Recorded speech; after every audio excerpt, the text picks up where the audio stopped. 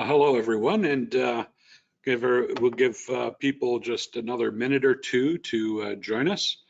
Hopefully everything's working. If it's not, put something in the questions and I'll, oh, let's see, there is a chat as well. So it's been a little while since I've done one of these. Welcome to the new MotorDoc AI and MotorDoc LLC labs. This is our classroom. In back, much larger space, we have construction, panel building, and a couple other things. Offices are up in this direction, so is our lab, and so on. We're not really going to get a chance to do a tour of that. I don't have anybody who decided to come on site for this, yeah, so be it. But we are going to have a little bit of fun today. Well, fun for nerds. It is Black Friday. But we're going to talk a little bit about installation system testing, motor testing offline. So this is not one of the ones that a lot of people have watched in the past or recent past where I have done electrical signature analysis and so on. I'm going to talk about some of the things that I used to talk about. Matter of fact, some of you may recognize some of the slides. Pardon me if I'm not staring directly at the screen. Over here, I have the classroom display, which I'm going to be watching a lot of because my dashboard here is primarily keeping an eye on any chat questions, etc. Cannot see background of the office. Okay, so yeah, probably not too much. Hopefully you are going to be able to see like the surge tester and some of the other stuff we'll use as time goes on. But yeah, so not a lot showing in the background here. That's kind of deliberate because I'm on my own. But you know what? Let's go ahead and see what happens if I do it. So if I take a look down here, first door on your left is offices and admin. Next one is the laboratory. Next one after that is all the printing stuff and storage for books. Next one's a is a kitchen. Back door there goes into the factory. So that's more or less our panel building shop and everything else. I swing around in front. Still notice I still don't have stuff up on the walls. That's the classroom screen. Up on the left is my office, and on the right is a meeting room. So yeah, not a lot to see.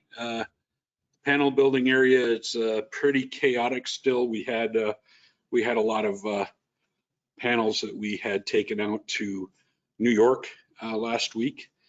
Some of them include the ones we have here. No, this is not a fake background. This is real. This is actually a project we're working on, PLC and energy. If you can't hear me, don't worry.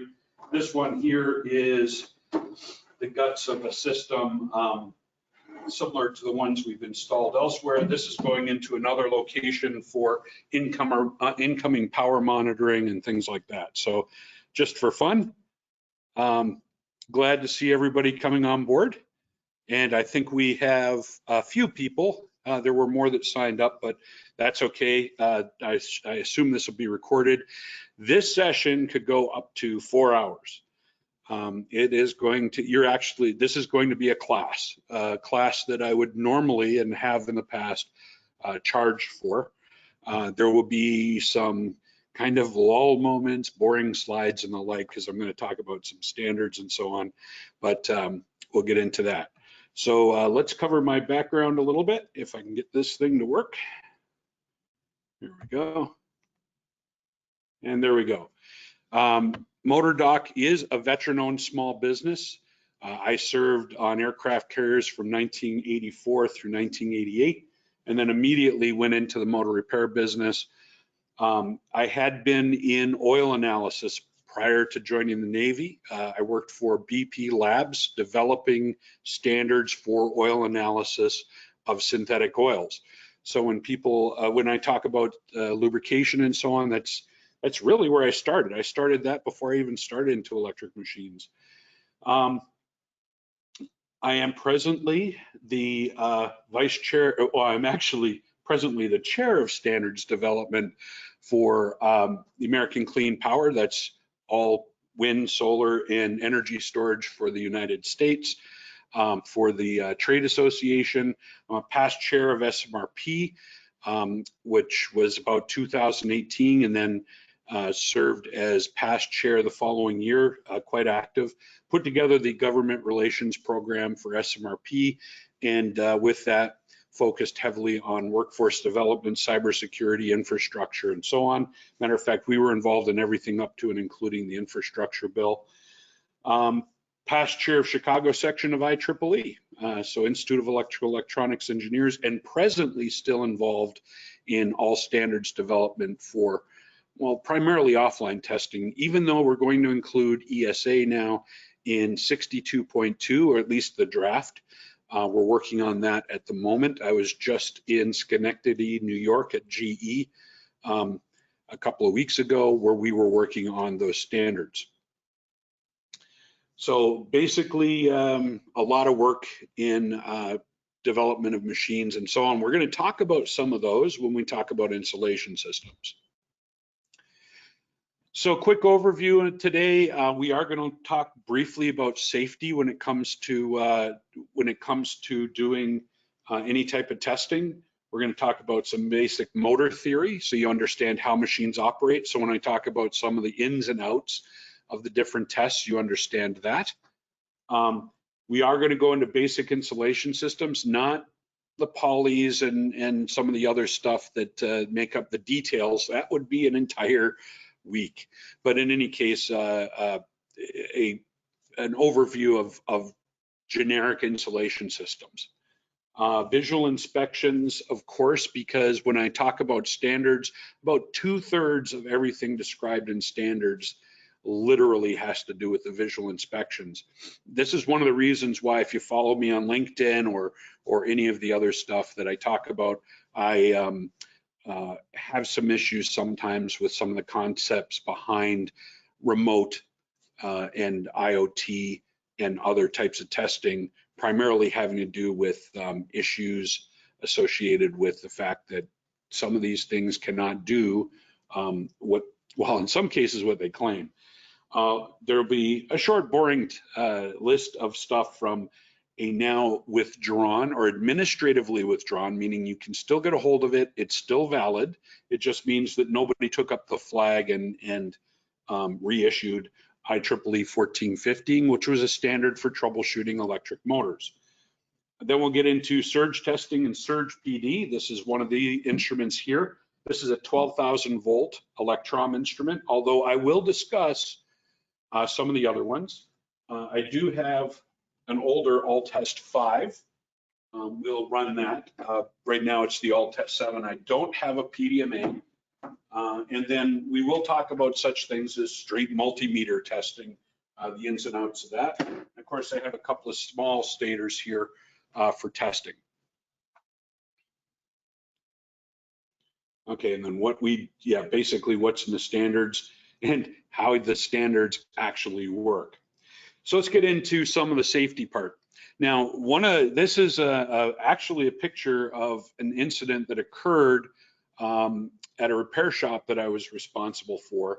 And what had happened was a technician was testing a motor coming up to speed with a multimeter that's rated for maximum 1,000 volts AC. So at first, checking voltage and direction at 480 volts. For some reason, neglected to disconnect it and switch the motor over to 4160. Let's just say the entire 75,000 square foot shop saw the flash. Luckily, no one was injured. You can see that the instrument's kind of intact, but the area that was the most concerning was that the leads acted as the fuse. Now that means that copper in the leads vaporized, and other components, including the lead wires, vaporized. That means that was shrapnel. And again, luckily, nobody was hurt. Okay, so in any case, you have to be careful when doing any type of testing. An instrument like this is probably a little more dangerous than just a straight insulation resistance tester or Megger. I may grab my Megger out of the lab if we have time for that. But in any case, a lot of that's built into the instrument. The other type we'll talk about is insulation resistance profiling, how to actually look at that. Now, that is going to be included in a brand new standard, IEEE 97, I want to say, which is DC testing of electric motors. We took some of the parts out of IEEE 43, put it in there so that we could emphasize some of those brand new tests. So you folks who have not heard me talk about this before are the first ones to hear about it outside of the standards group. In any case, safety again, one last bit on safety is remember things like, especially if you have any type of medical device, like a pacemaker or anything like that. We are talking about electricity. We will be talking about magnetic fields. And even when it comes to charging a motor like a capacitor with an insulation resistance tester, you have to remember that little spark you get when you touch the lead to the frame has to do with a discharge of voltage, which can give you a little bit of a shock. Quick story, back when I was running a repair shop, to give you an idea of how much can be present, we had somebody attempt to run a low voltage or small, about 5 horsepower single phase motor with capacitors, and he had hooked it up incorrectly, connected the capacitors wrong. And so he called me over and he says, can you help me figure this out? Well, I had assumed, bad idea, right? I'd assumed that he had not actually run the motor or applied power to it. So when he handed it off to me, I reached in to grab one of the leads to move it, and it made this side, my knuckles and my wrist, my elbow, shoulder numb from the discharge, and I landed on my butt, basically. So got back up, and he said, well, at least it's discharged, ha ha. So I said, are you sure? Removed the capacitor, touched the side of the motor, and removed a piece of metal. So there is quite a bit of power behind what we do. So when we talk about things like discharging, which luckily a lot of the instruments like say the surge tester and some of the other ones will do an automatic discharge through ground. So that means ground connections and everything else become very important. In fact, it just happened to me in a field case where we were using this to test a machine, hooked it up, tried to start it up. It wouldn't start up because there was no ground. So I took it out to my vehicle, which also has an outlet in it, hooked it up there, and guess what? It's an ungrounded system. It would not allow this to operate.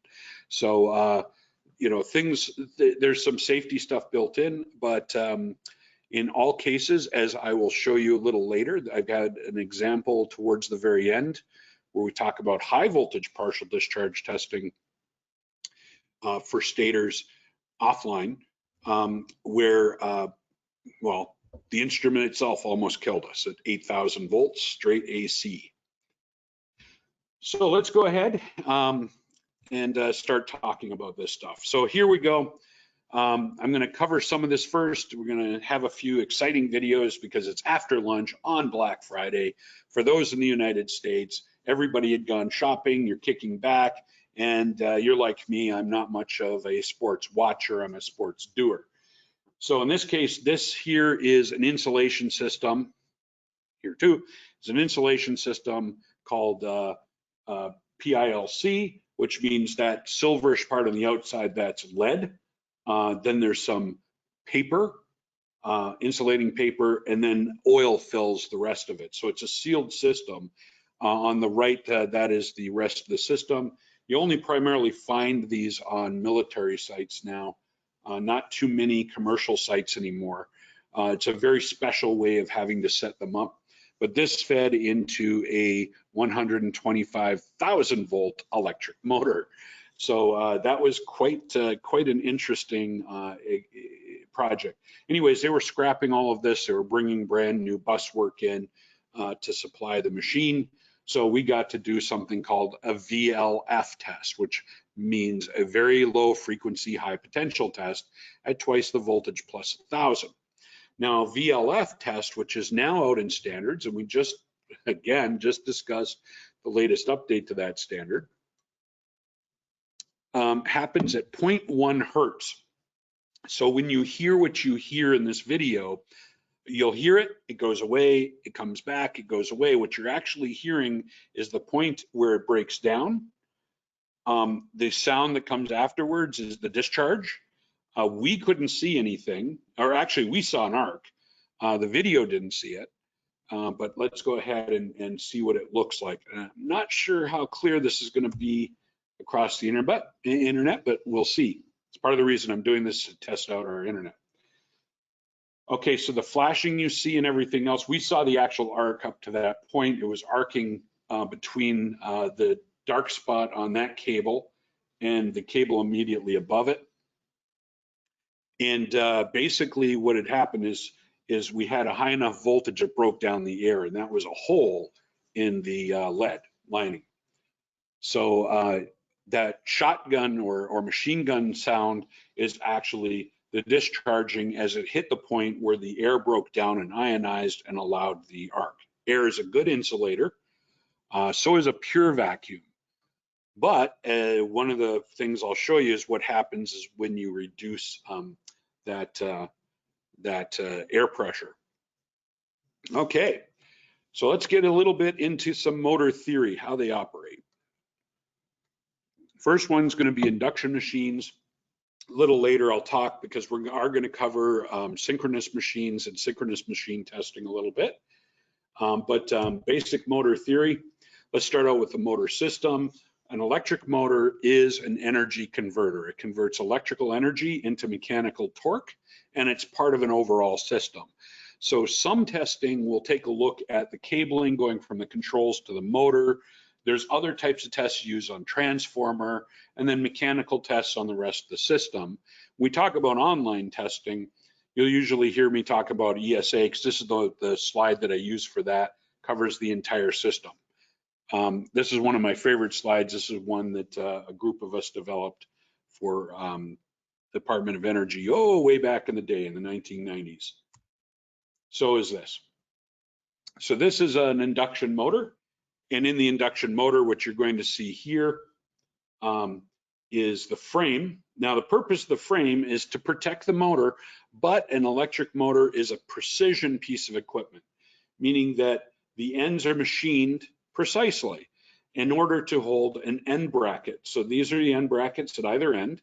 Now, all motors have some variation of that. Some large ones may have pedestals which hold the bearings, but there's usually some type of enclosure protecting the winding. Now, this is going to be different types. So this one here is a totally enclosed fan-cooled machine. Then we have all different types that, I'll probably do another class later on talking about all the different frames and types and everything else. But for now, that is machined so that it holds these centered.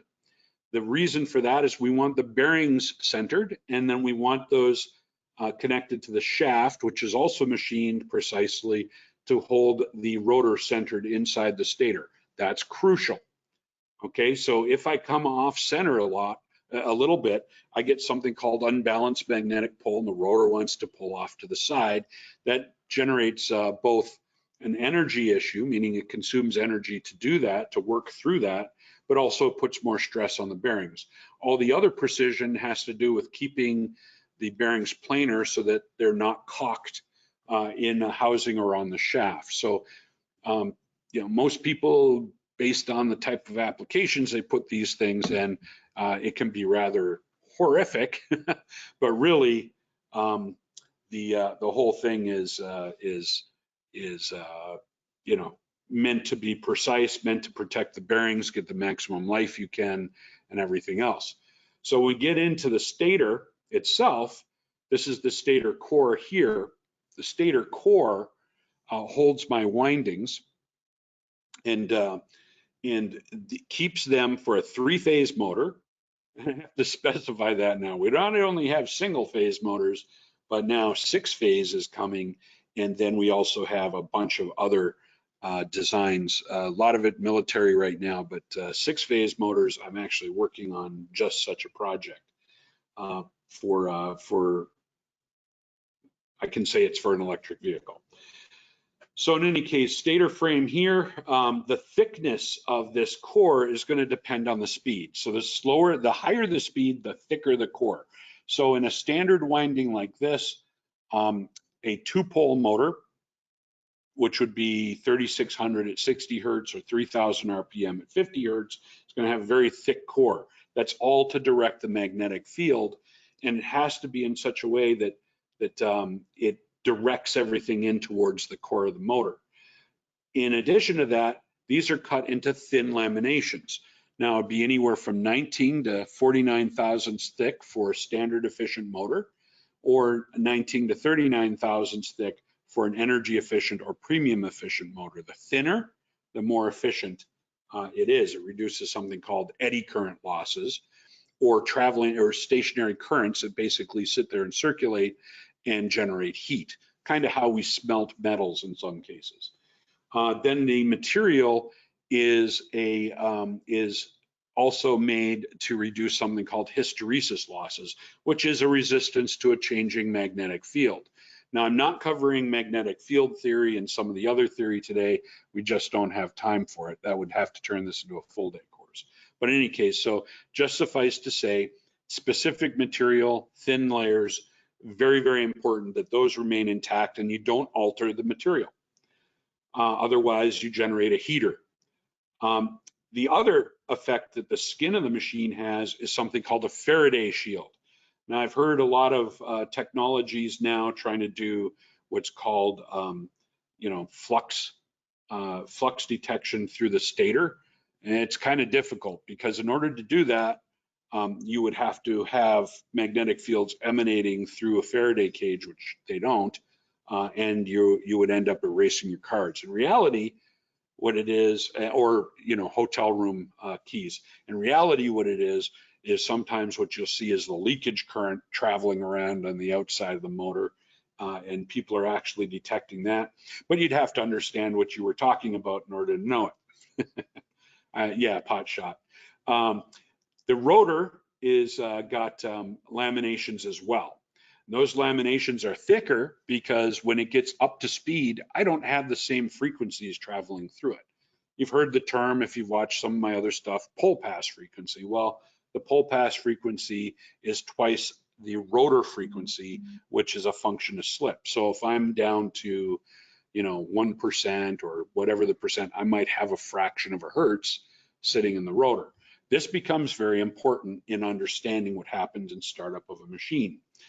Then through here, in a low voltage motor like this, or a cast rotor, whether it's cast aluminum, cast copper, or some other alloy, when it's all cast as one piece, I'd have my rotor bars go through and shorted at either end. In a larger motor, you will have actually bars go through there shorted at either end, and those are more susceptible to things like cracking, because you'll have end rings spaced away from the main part of the rotor core, and all of which a cylinder versus rings have different inertia, causing twisting motion. So it's a number of starts and a few other things that cause those types of issues. So low voltage motors, less that case. What is interesting in this one is you see a lot of balancing weight here, here, and here. I never pointed this out before in this picture. What that actually means is that I've got large casting voids hiding in my aluminum. So when I do online testing, I'll note that I have probably casting voids if I have pole pass frequency sidebands, and then you can see where they are by looking for the balancing weight. Just a little insider's thing. So as I mentioned before, the purpose of this is to convert electrical energy to mechanical torque. Out there somewhere, whether it's a wind turbine or a steam turbine or something like that, it is taking mechanical torque and turning it into electrical energy. Now, we do have a lot of new systems going in, solar and everything else, that actually will take DC power and invert it so that it simulates that rotating frequency. And the rotating frequency inside an electric motor, as a matter of fact, and the spacing of the windings from each other allows for a rotating magnetic field. Now, because of, as I mentioned, that back iron, the frame, everything's directed in towards the center because you want a maximum amount of magnetic field cutting through the surface area and only a little bit into the actual rotor itself. So you don't want it traveling all the way through to the actual shaft, otherwise you end up with extreme shaft currents. So you set up this whirlpool effect. Now, what's kind of cool about that is if I insert a Coke can in there, for instance, it'll start spinning and following that magnetic field. If I put in any type of dummy rotor, it's to do that. It doesn't have to have rotor bars in it, because what happens is the field rotates, it attracts the outer portion of the field of whatever material and it follows it. It just doesn't develop a lot of torque. Sorry, my death wish coffee. Help keep me awake. It's bad when your instructor falls asleep, isn't it? So anyways, these rotating fields, the north and south pole, turn through the rotor and cut through the winding. Now I have a certain impedance associated with the rotor bars. So as my field is cutting through this winding, it generates current. So when I first start the motor and the rotor's sitting still and I go across the line, I'll have 60 or 50 hertz in the rotor, which means I'm generating a lot of current, because frequency is a function of impedance. I'll generate a lot of current, and that current will generally show up at the leads of the motor as in a design B machine as 4 to 8 times the nameplate current. Now I can change this, because if I start a motor many times that way, the rotor gets really hot and the rotor material itself becomes brittle. So a larger machine, the fewer starts I can have. The smaller the machine, which has more material per horsepower, the more starts I can have. So in any case, the other way around it is to use a soft start or VFD, where I'm either limiting the current or changing the frequency so that my rotor frequency always remains low, and then I can keep that current low, and I reduce the torque at the same time. That actually allows for many starts on a machine. As it comes up to speed, the frequency drops. Everything starts to turn as one mass, and there we go. From a magnetic standpoint, this is an image I stole from somebody a long time ago. In any case, you can see the magnetic field in the stator turning. And what you see, the arrows there are called magnetic dipoles. Now we're going to talk about dipoles again, but different. They're going to be insulation dipoles. These are magnetic dipoles. So a nice thing about electric machines is everything seems to happen in pairs. So in this case, they flip from north to south, to north to south, to north to south. So I don't see any questions coming in on that yet. Please feel free. I do have questions pop up on the screen. I see there's a handful of people other than what signed up, and it looks like I'm having some internet fun. So we'll give it a second for everything to catch up. Okay.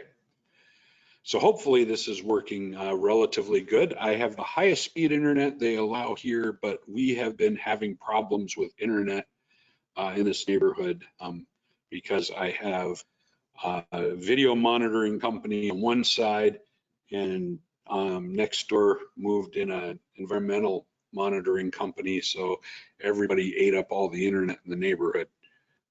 So let's see what happens. There we go. Okay, so when we start talking about insulation systems, we're going to talk a little bit about some theory and basics. So I mentioned in a stator, I have many layers of in the good old days, back prior to even my time in the military, laminated annealed steel, very specialized steel. Now it's more of a silicone steel that's meant to be magnetic, meaning that everything's aligned magnetically to allow for that changing field. But they have to be insulated from each other. Sometimes in the way past, they used to allow things to rust. Rust is an insulator. Now they put on a little spray insulation. The key is, as I talk about like spray insulation versus rust, rust is a pure actual insulator. Oxides are true insulation, much like glass and ceramics. All the other types of materials, like the spray-on materials and the materials you'll see on a winding, a majority of those are dielectrics, meaning that they allow some level of current to flow through. This becomes very, very important when we test, because if I went in and made a ceramic winding, I would never be able to do an insulation resistance test. It would always be infinite. Or if I had it as glass. But those are too brittle. They'd fracture during operation. So in any case, I have that, and then I have a slot liner. I have in-betweens, and then I'll have insulation coating the actual conductors themselves. Most of those are basically plastics, polymers of some type, and they allow for a switching magnetic field. We're going to see lots of pictures, because for those of you who've seen me before, you know that I like to do case studies and real life things. Now, going back to some studies that had come out, everybody oft quotes from 1983. The interesting thing is, well, they're misquoted first off. The percentages are not correct. Bearings are not 51%, for instance. It's actually much smaller. The study looked at what functions were performed on the electric machines, and most repair shops replaced the bearings through a repair process. They included those, and also included the fact that some of those machines that were repaired had nothing wrong with them to begin with. So those numbers were skewed, even though the studies themselves about a decade ago were released in IEEE Explore, which is IEEE-explore.ieee.org. So that actual information is available again. And I did a series of papers on that in the past, talking about what the studies really said. One of the things that the studies really said was the order of failure. Insulation to ground is actually quite rare in an insulation resistance fault, and generally happens where the conductors leave the stator. So you'll find cracks and fractures as the insulation systems leaves the stator itself. There's something that's really important about that for the repair process. And I've noticed some repair shops have stopped doing something called cuffing the paper. So when I was in the military, I was taught not just that you cuff the paper, but why. So what you have is you have a rigid system, which is your stator core. Then you have a loose system, which is the winding, which is constantly in motion. And then you have the insulation, which is actually the insulation of the paper liner is actually a lubricant. It allows for the difference in growth between the stator core and the windings. So those are constantly in motion regardless of the insulation material, which becomes fluid enough to allow things to move.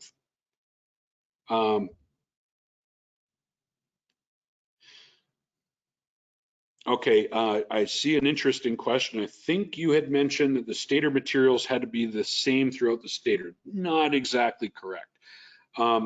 The insulation materials can be a mix. As a matter of fact, I'm going to be testifying in a case next week where they use different materials, and one of the materials was not correctly selected and dissolved in a medium voltage machine. So I can't get into too much more in that, other than it'll be an interesting test. It'll be fun on the stand. So in any case, what would a consumer, actually we're going to talk about that. That second part is correct. The materials are actually different.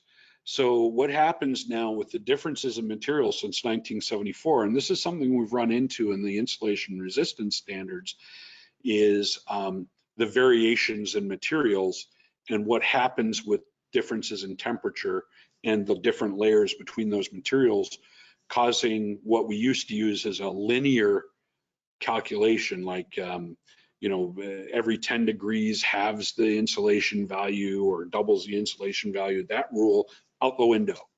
Good news is we had a discussion about that, because most people don't know what materials were put in their electric machine. The manufacturer definitely won't tell you. We learned that.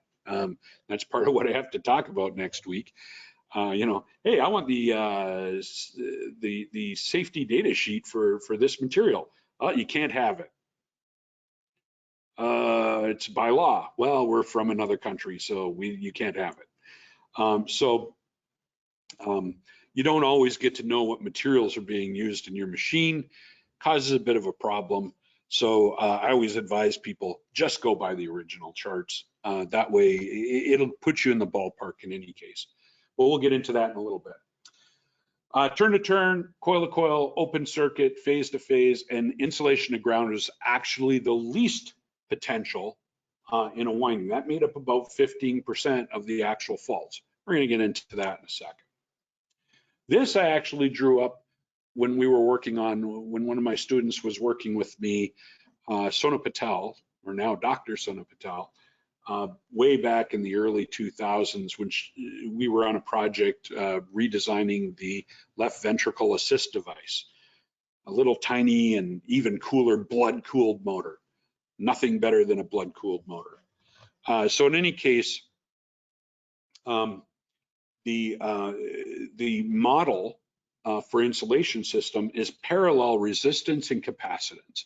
The resistance is there to allow for leakage flow, because you have to have some level of leakage through a dielectric material. So as the material lines up, and we're going to talk about this in a second, as it lines up, it begins to reduce the amount of current flow that can occur across it. Now, what we do to see how much current flow exists is things like insulation to ground tests and polarization index or dielectric absorption tests, things along those lines.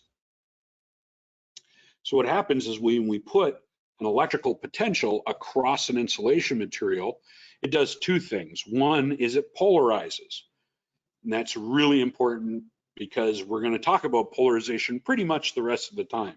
So positive tends to where the positive portion of the atom or molecule heads towards negative, and negative heads towards positive. Well, what does this mean? Well, if I have a dielectric material, which includes water, by the way, so water, which has a dielectric value in its pure form of 133 versus an insulation system, which has a value of 2, and it's just a value. There's no anything to it. It's just, you know, it's not like saying 2 volts. It's just 2. So that's your dielectric constant. Varies by material. So in a proper motor insulation, the average is 2, and water is about 133, 134. Steam is different, and all the different contaminants we can get into a machine. Oil is definitely different. It's more towards an insulation value, but because they're dielectric materials, that means that they polarize. Now, when they polarize, they don't just polarize, but they elongate along that electric field, which means in a 60 hertz system, I can see it elongate one direction and then the opposite direction, basically 120 times a second, or it's elongating 120 times a second in 60 hertz, or 100 times a second in 50 hertz. If I have harmonic content, it's even higher than that. And so what that means for us is that's hydraulic pressure. So I get that inside an insulation system. It gets in cracks and fissures. That hydraulic pressure begins to generate more fractures and open up the existing ones until I actually have a path from conductor to ground or surface of the material or whatever else. That's why it's one of the reasons we worry about contamination in an insulation system, is because of this action. It's less the thermal blanket, right? Oh, there's a little oil on the winding, the thermal blanket. Well, I don't care. You're always going to get a little bit of oil in an oil bearing motor on the winding. The challenge is when you get enough of it on there that it starts getting into fractures and begins that hydraulic pressure of those fractures. So when I'm operating in a machine and an AC environment, and in reference to ground, everything having to do with voltage is always reference to ground, right? So if I have a noisy ground, this adds to the problem. So if I have a really noisy ground, and people have heard me talk about ground is bad, we need to keep an eye on ground. Nobody keeps an eye on ground these days. I've actually seen motors fail because of ground potential issues, and they look like they were on an inverter. Well, we were seeing 100 and some amps and high voltage, I think it was 60 volts present on ground. The whatever was going on with the winding itself, whenever I'd have a peak in voltage and a peak on ground at the fast rise time frequency, basically the motor started thinking it was on an inverter. Or the insulation system. It doesn't know any better, it's dumb. So in any case, I come across here, this is all varying all the time. When I start to have a defect, all winding or all insulation defects want to become carbon. So by going towards carbon, I can generate a defect at a point and it's not going to act the same way. So there's a couple of ways of testing that. Now if I put DC across an insulation system, let's go to this one. I want you to know at the bottom, if I'm measuring in megohms, and we're going to talk a lot about insulation resistance testing. It's one of the more popular tests, but probably one of the least valuable. Yeah, you heard me right. Matter of fact, people don't understand what IEEE standards actually mean sometimes. Think on this. I have a motor, I go out and I test it, I adjust for the temperature in the surrounding area, and I see an insulation resistance of 2 megohms adjusted for temperature on a 600 horsepower, 480 volt motor. Is that good or bad? If you said yes, you're right. If you said no, you're right. So we'll talk about that when we get to the standard. This is not the leakage I'm talking about. Haha. This is the leakage I'm talking about. So as I place DC across an insulation system, I will end up with negative heading towards positive. It's going to pass through my megometer. It's going to measure the voltage. So I have a constant voltage. It's going to measure the current. Now the question is that I've asked, is this test, the way I have it drawn, is this correct? Going from phase A to ground only. I used to say, no, it's not correct. You have to tie all the leads together and go to ground. That used to be very well defined in IEEE 43 and IEEE 95, which is for high pot testing. Not so defined now. In 2010, the IEEE 43 was redefined. So a lot of things changed, or actually in 2000, and then 2010 or 11, 2013 edition, which we were working on in 2010, no, it kind of became a little lame from that standpoint. What's really important is you get a different set of values. So if I connect all the leads together, my insulation resistance is going to read lower. I have more surface area and contact, especially if I'm reading through cables as well. So I'm going to have a much, much lower insulation resistance. Doesn't mean it's bad, just means I'm reading through more surface area.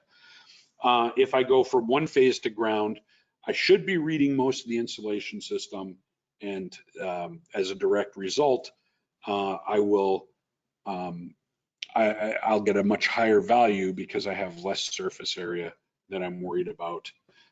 So in the end, whatever methodology, whatever direction you decide to do, you want to keep it constant, especially if you're trending insulation resistance. So talking about capacitance, because a majority of what we're going to be talking about with insulation system testing is basically variations in capacitance. The primary thing within an insulation system is, again, capacitance. If I haven't emphasized that, I'll say it one more time, capacitance. And basically every test that's done is a measurement of capacitance. So I think I've got my point across. So when you hear the terms dissipation factor and capacitance, so when I apply voltage and I have a pure resistive system, I'll get that line across the bottom in my graph. Sorry, if you're looking at the screen, it's probably across the bottom here. I'm looking at big screen on my left. But pure capacitive current is vertical from that. So it's a voltage, but the resulting current would be directly 90 degrees up from that. And but we don't generally see that. Usually we'll see a phase angle between 0 and 90.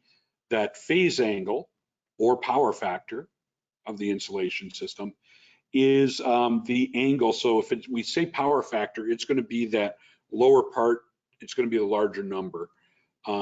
So going up from the bottom line to DF there, that's your power factor. And then above that is a smaller angle between the DF and the IC in this image, or current capacitance insulation. But in any effect, that value can either be measured directly in what the actual value is, or it's measured as an angle. That angle are the losses associated with impurities in the material that reduce its capacitance. There is no pure dielectric unless you look in a textbook. And again, that's one of the things that I talk about a lot. Real world and textbook rarely meet. Let's talk about real quick what some of the causes of the failure of that insulation material. So if I leave something to just sit there, so I take a motor, I took a stator like the one sitting on the table over here. If I take that and I set it down like I have with this one, and it sits there for 2 decades, basically, it's going to have a certain degradation that occurs just from sitting there. Everything degrades by the Arrhenius chemical equation. It's a dielectric material. It's actually a chemical. It's a polymer or a series of polymers that make up that material, so they degrade. The other one is the degradation that occurs through operation of the machine, and hopefully this is audible enough. But this was from a video from GE from the 1970s. I got to convert over a lot of IEEE videos. I stole this one in particular because it talks about the movement of the coils and that movement's effect between the conductors. One of the reasons why you want to get a good coating of varnish on the windings is not just to try to hold them rigid, but actually to keep materials from getting in between, because as everything moves, it abrades.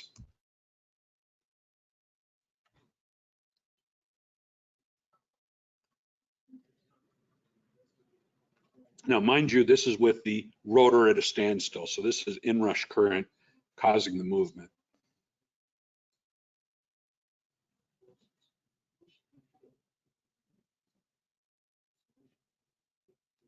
It's a little pixelated even on my screen. So, but the idea is to see that movement.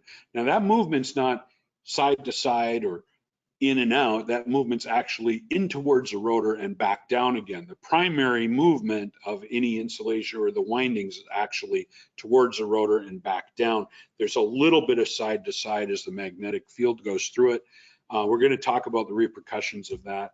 We talk about wind turbine failures. This is a good example of what happened. This is actually on an icebreaker. And by the way, the camera is mounted to the bulkhead. So when you see it move, that means that the icebreaker actually twisted the whole frame. It's a diesel run generator. And I know it's a little dark. We've never been able to lighten this up very well. Well, with the AI stuff now, maybe I'll try it again.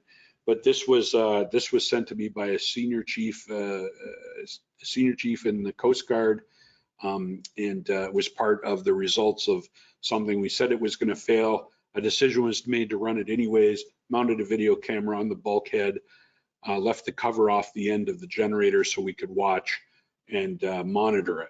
Did not expect to see this.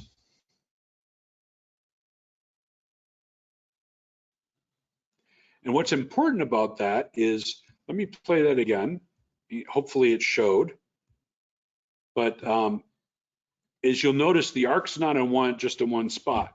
That was actually a stator failure that arced to the rotor and then arced back and forth between the rotor and the stator, and damaged more spots in the insulation system. So when I have a short in one area, I've had people go, oh, maybe we can cut the coil out on larger machines. Like, well, the damage has occurred in more than that spot. You've got a bunch of latent damage, meaning that you have damage that's going to occur. So I talked about something very important, and just so you guys are aware, I am going to plow through. So if anybody needs to take breaks or whatever else, go ahead. I'm going to go for the whole thing because really, why not? I need to stand up. I've been sitting working on stuff the past few days.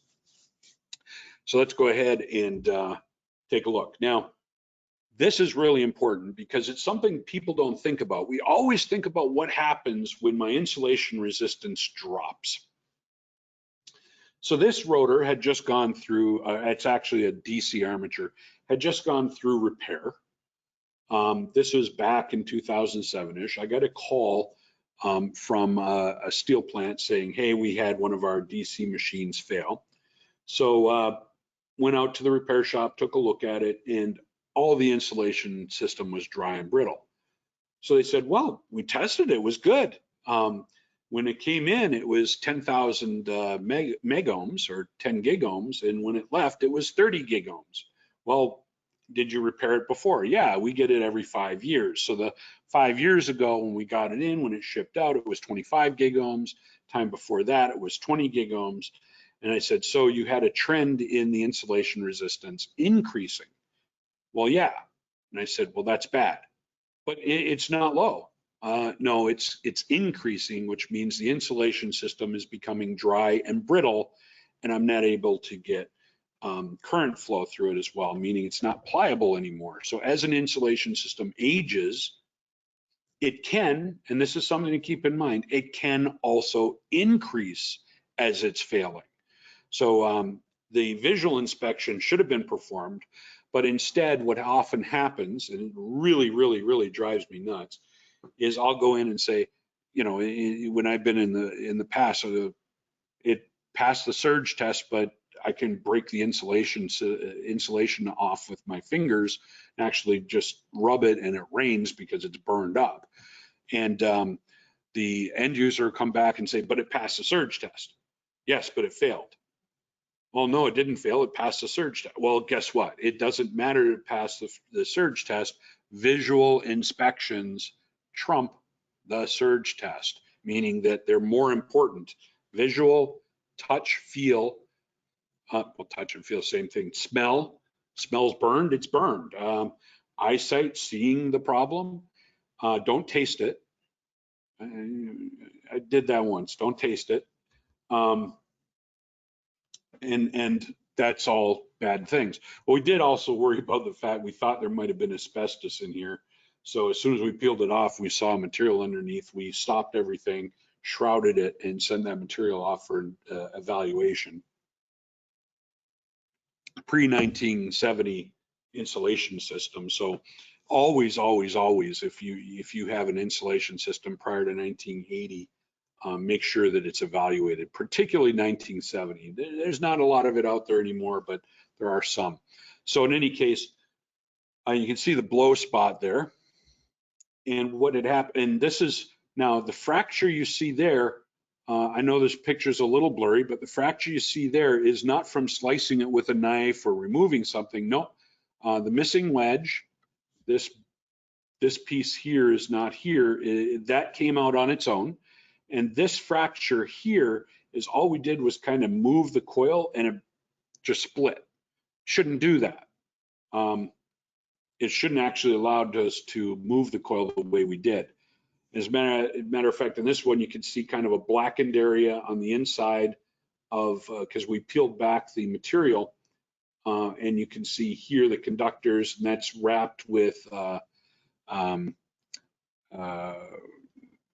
insulating material as well, Nomex, I believe. In any case, that's all for temperature, because they see high temperatures, right? High temperatures age the material. It all wants to go to carbon. Carbon is black. So the darker material there, that is where the insulation system had started turning to carbon, and this is where the actual failure had occurred and did all the damage. So we were able to get that out as intact as possible in order to evaluate it.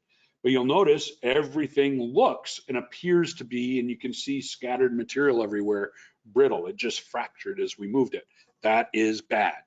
So if I look at an insulation system, if I can see it, that's my number one test, is what does it look like? When we were doing elevators in Manhattan during 2020, you know, and everybody wasn't there, we were climbing around in buildings because the buildings were all shut down testing elevators. Some of the buildings had 60, 70 elevators in them. They were all ancient.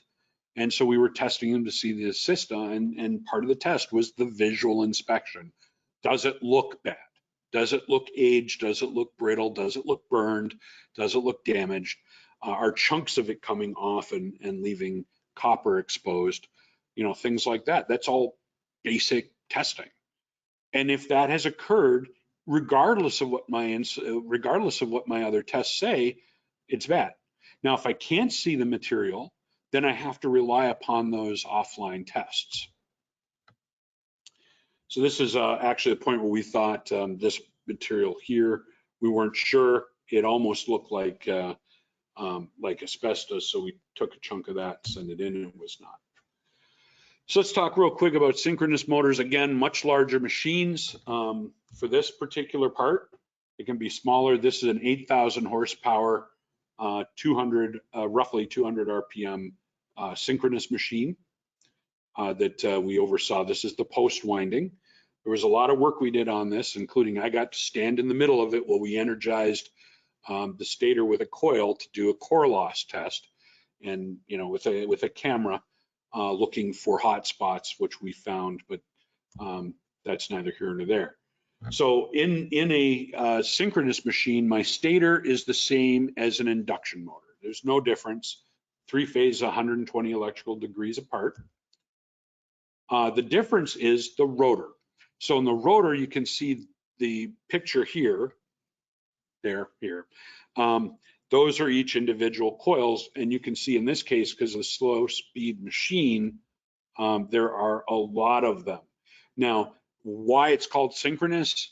Well, the formula is 120, which is a constant, doesn't actually mean what you think it does, so it doesn't matter the frequency. 120 times the line frequency, or the frequency going to the motor, divided by the number of poles. So it's always in pairs. So are always multiples of 2. So in this case, 60 hertz coming in for a petrochem plant. So it's 7,200 divided by the number of poles. And if you count the number of poles, it comes out to roughly 200 RPM. There's a lot of windings in the stator as well. But you have to test both. This is a winding. Now the ring that's here, there's a ring on the top and the bottom, and then there's poles that go through here. I've heard some people call this a pole face winding. In reality, that's called an amortisseur winding, or translated from the French, killer winding. And that's there to act as an induction. It doesn't have a lot of torque, but it acts as an induction winding to help the motor get started. And then once the motor gets up to speed, its next step is to basically cause a situation that if the rotor starts to lag and a field start crossing it, it'll kick it back up so that it absorbs torsional pulses. You'll often find these, such as this one, in a reciprocating compressor. That's why that great big end over here, which buckles up to the compressor. So this part here, that is the actual excitation system that takes in AC, converts it to DC through all this stuff, and then 2 leads go in. So this is constant DC. So if this is a north pole, it'll always be a north. This will be a south. This will be a north. And then that mechanically follows the rotating field. The amortisseur winding is important in that if you start fracturing rotors, I just had this happen at Buckingham Fountain, and Chris and them, if you guys are watching them, not Buckingham Palace. Buckingham Fountain, where we were dealing with synchronous machines there, one of which had the actual DC circuit that supplied DC had failed. This is, again, same thing. This is a rotor, synchronous rotor. They're linked. You can see spaces where there's missing or appears to be missing copper bars, but they're shorted together. If you have one missing and there exist in all the other ones, that's bad. This one here just means that they had these stamped laminations probably originally, and the stamped laminations had 2 empty spots when they put the amortiser winding in. Does not mean you're missing an amortiser winding or amortiser bar. Now, if I have a generator of this type, it will not have the connection. This connection here will be gone. It doesn't exist. So it will just be just the pole face or amortiser bars shorted together in order to kind of equalize the magnetic field, to kind of condense it near the surface. That's what it's there for. It's to generate the circulating field. Everything needs to come through the air gap to interact with the machine. And then I have my coils down here. This one here is from the Chicago Water Department. This is typical of a synchronous motor, a very slow speed machine. Get an idea, this A-frame stands about 8 foot. So it's a large diameter machine, and there's about an inch of space between the rotor and the stator. That's the other difference. In an induction motor, very, very small air gap. In a synchronous machine tends to have a much larger air gap in there. Now, I do talk about it, but I don't show examples of it. But when we do a test like this, or we want to test something like this, there's a number of different ways to test it. One is I can go in and test the whole circuit for insulation resistance. I can go in with a tester like an all test or PDMA, and I can look at the continuity and then compare it over time, or I can separate the connections and test each individual coil. How do I do that? Well, first off, I want to have no metal near it, because otherwise it'll interact and it'll give me a bad reading. Second thing is, if I lay them out flat on a table, I'll want to take them one at a time with no other coils nearby and no metal nearby and read the individual coils. Otherwise, I want to leave them, whether it's a DC machine or a rotor, I want to leave them in this configuration and test it all the way around. Now, if I get an odd reading, like an unbalance of more than 5 or 10% in what's called a voltage drop test, then I'll rotate the shaft. I'll turn it and try it again and see if that moved. That would mean that, you know, maybe the metal bars in the concrete floor might be throwing it off. That's a valid condition. That means that not a problem with the rotor, problem with the environment you're testing it in. So what I'll do next, or the most common test, the one that's still covered in standards, including IEEE 115, which is a synchronous motor standard, includes some troubleshooting stuff in there too, is I'll do something called a voltage drop test. That means across the connection, I'll go in and I'll break the insulation system between each pole, and then I will apply AC voltage. You can do DC as well, but you want AC. That should be your final test. Some people do DC first to see if there's going to be a serious problem, because sometimes the AC test is referred to as a smoke test, meaning if the blue smoke is going to escape, it'll escape when you apply the AC power. So I'll apply the AC voltage, say 120 volts, because I have 1, 2, 3, 4, 5, 6, it looks like 12 poles, either 10 or 12 poles. We'll just say 10 because it's easier to, I don't like doing math when I'm on screen, so I'm horrible at it. So anyway, so we'll just say it's 10, regardless of what it is. So we have 10 poles, I put 120 volts in, each one should then read across it as 12 volts. Now, if I get like 10, 11, 12, 10, 11, 12, 10, 11, and not too worried about that. I'm looking to try to stay within 20% worst case I always recommend 10%. So when we're talking about traction machines and the like, we stick with that 10%, so that, you know, if there's an issue, we don't have a real problem.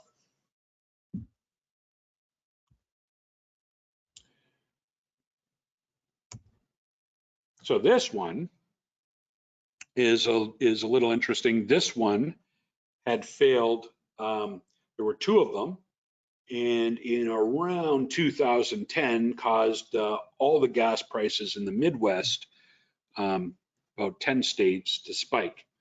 So they were the primary compressors for the one oil to gas site, actually in Illinois. This one is a 20,000 horsepower, 13,000 volt synchronous machine, 6-pole, and yeah, I believe 6-pole. And then the other one was a 7,000 horsepower AC AC machine that were both compressors. A couple of problems occurred with this one in particular. They went ahead and somebody, well, the maintenance manager at the time made a decision to turn over the filter replacement to the operators. Operators, not understanding, said, you know, it's not fun to go out in the rain, so they just left the filters out. You know, easy thing. If the filters aren't there to clean, then you don't have to clean them. Platinum dust through the motors, and then a lightning strike during a lightning storm, and it was the wildest thing we'd ever had to model. Power went in through one motor, blew some of the insulation off this, went through the frame, came out through the lightning arresters, or went back through the lightning arresters on the other motor, and blew a hole that I could shove my thumb up into in the winding on that one. So for about 3 weeks, we didn't have those motors. We did repair this one. I'll show you what that looks like. So this is what happened. The material being off and all the fractures were a result of kind of a sudden impulse movement of the winding. And because the insulation system is so old, it moved and it cracked and everything else. You know, the funny part is, after this repair, I think it's still running. This damage here is actually because of the material that had gotten in there, sandblasting basically the winding. So that is a failure. And then you can see the sandblasting here as well. This is the rotor, and this is one of the things I look for. So they cleaned it, dried it, yeah, and it's a 6-pole. 1, 2, 3 on that side, there'll be 3 on the other side. This also had a problem with electrical discharge across the bearing, but we think that might have been from the lightning strike. But what you can see here is a little bit of black coming through, including down on the bottom there. You see that little trickle right there. Well, there's no material in there that should have been that color. What that is actually the windings have cooked on the inside. And so what we're watching is the carbon material coming out from the liquid, the water blasting coming out from the winding after it was baked. So that's leaking failed insulation. and I kind of chuckle because it's not the first time I've seen that. So we, because of the criticality to the national economy, I mean, how often do you get to say that? Well, my motor failed. Well, what's the impact? Well, a reduction in the economy and the household cost of gas going up a whole $1.50 a gallon. You know, that is most definitely a critical motor. So the repair shop in Indiana went ahead and wrapped all of the windings and then redipped it. We did all kinds of stuff with it in order to recover the insulation system. And I've done this with other machines. There was several different types of machines where we did special vacuum pressure impregnation processes, sacrificing the quality of the VPI material, but being able to get the machines to survive, and the customers willing to pay the price to reclaim that the remaining tank. And we're talking about 100K or more worth of, or several hundred K worth of insulating materials being recovered. So let's get into some testing. Let me see, any additional questions? Don't see anything yet. We are going to talk about detecting the differences there. Whoop, sorry. That was Dan. So, oh, Bill has left. Okay. So we're down to so many people that are braving the time, right? So let's go ahead and start on the next. Okay, some additional tests, and I'm not going to run in the other room to get it, but I have several different variations. Well, actually, let me do that. I'll be right back.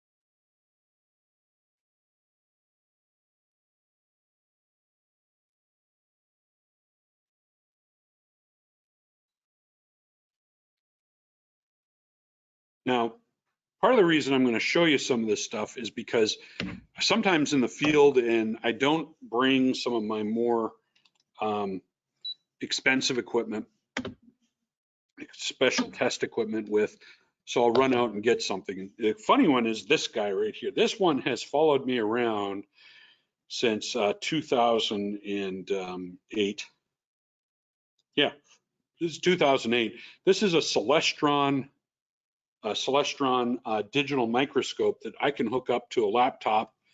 I've got another type. I've got a couple of these. I've got another one that hooks up to an iPad or iPhone under $100, and it allows up to 150 time view. I use this for bearing inspections. The original one I got was for actually a court case on an insulation system. Back then, we were looking at a failing DC machine. It allowed me to take a look inside. Later, I also used it because when you focus in and out, it allows you to see depth, kind of a 3D. I think they actually do a 3D version now, so you can see kind of a three-dimensional view. It allowed me to identify where a repair shop had physically, deliberately damaged an insulation system to get a repair. And worse, it was a repair involving tax dollars. This is what's in the picture. This is a, I'm not going to flash it to the screen because I don't know what it'll do to you, but this is a UV flashlight, and I'll use this to inspect systems. Now, usually when it's darker, it shows up a little bit brighter. These are the same things you'll see in airports when they look at your license or whatever else. The exact same thing. This one cost me, it's rechargeable and everything else, cost me like 20 bucks. I've gotten some for $5, but I can use that to look at windings to see where oil resides, or in this case, partial discharge damage, because any of that etching that occurs glows. So I'll be able to look for that, or trace down oil leaks and things like that. Never, ever, ever use it in a hotel room. It's a black light.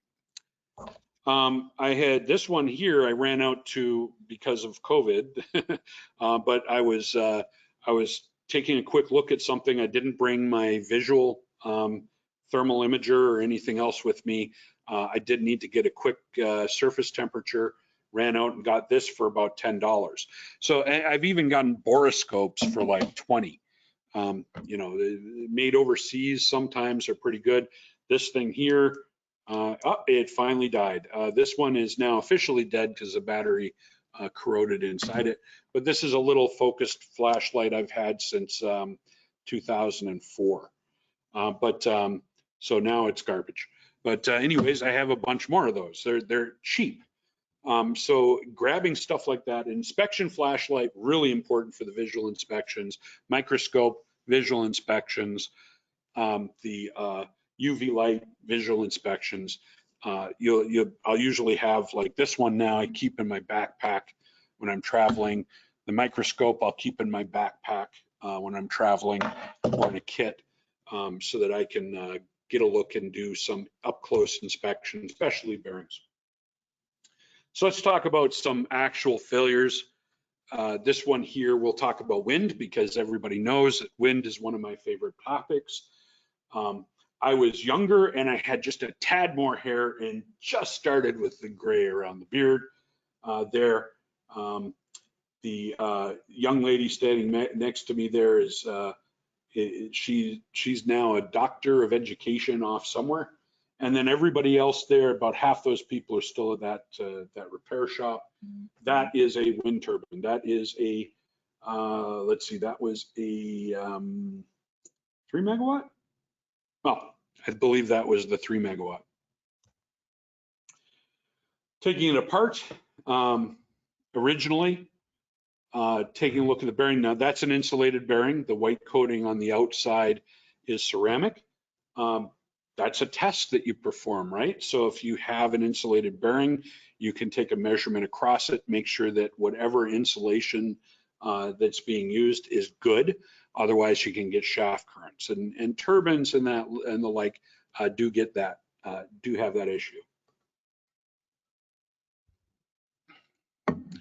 This is just, the slides come from a presentation I did at IEEE on this particular topic.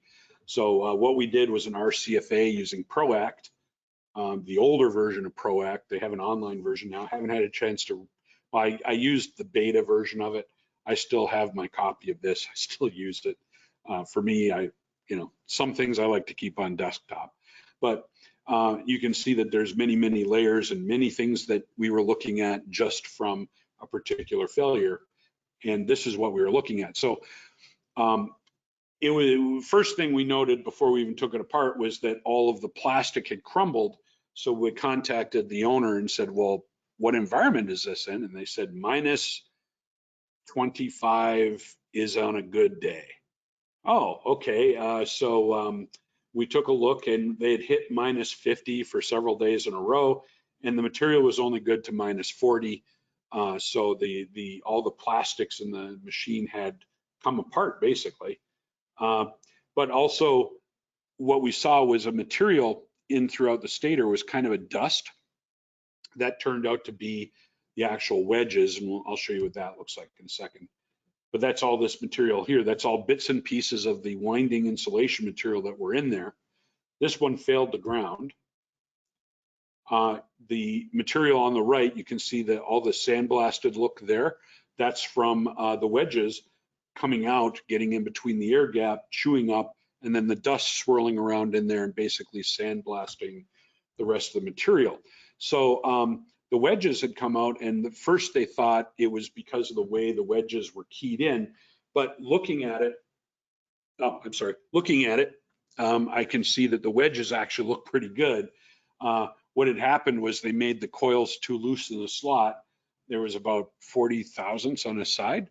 And so they were moving in and out towards the center. And after a while, they broke from the top because of the weight of the coils. These are massively heavy coils, basically broke the wedges that hold them in place and caused this failure. And then the actual winding failure happened right here. And you'll notice that in most stator failures, there's always going to be some type of edge or sharp edge right near, whether it's a low voltage motor or high voltage motor. If it blows in the slot, there's going to be some type of edge or something there, something sharp that caused a denser magnetic field or cut the insulation material. This was removing it, so we needed to remove it intact. And this is what the failure actually looked like. So once they had a path to ground at 12,000 volts, by the way, that's how much damage occurred. That was how quickly the system protected itself. And usually we don't get them this intact because the operators will try to restart the generator several times. This one here we got in because it tripped and they decided to use this as the case study.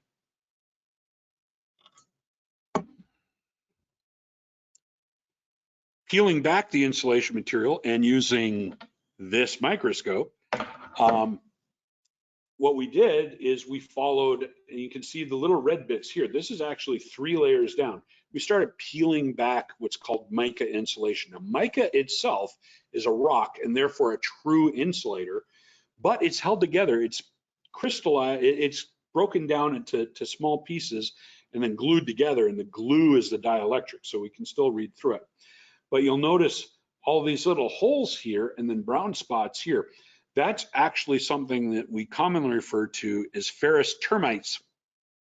So what's happened is the rotating magnetic field in the stator has got these has got the material drilling down into the stator. And I was at a repair shop once, and I got a call over by one of the techs saying, "Hey, we're having a problem. The motor grew fur inside of it." And so he took me over his table. We're looking inside. He energized the stator only, and all this fur stood up.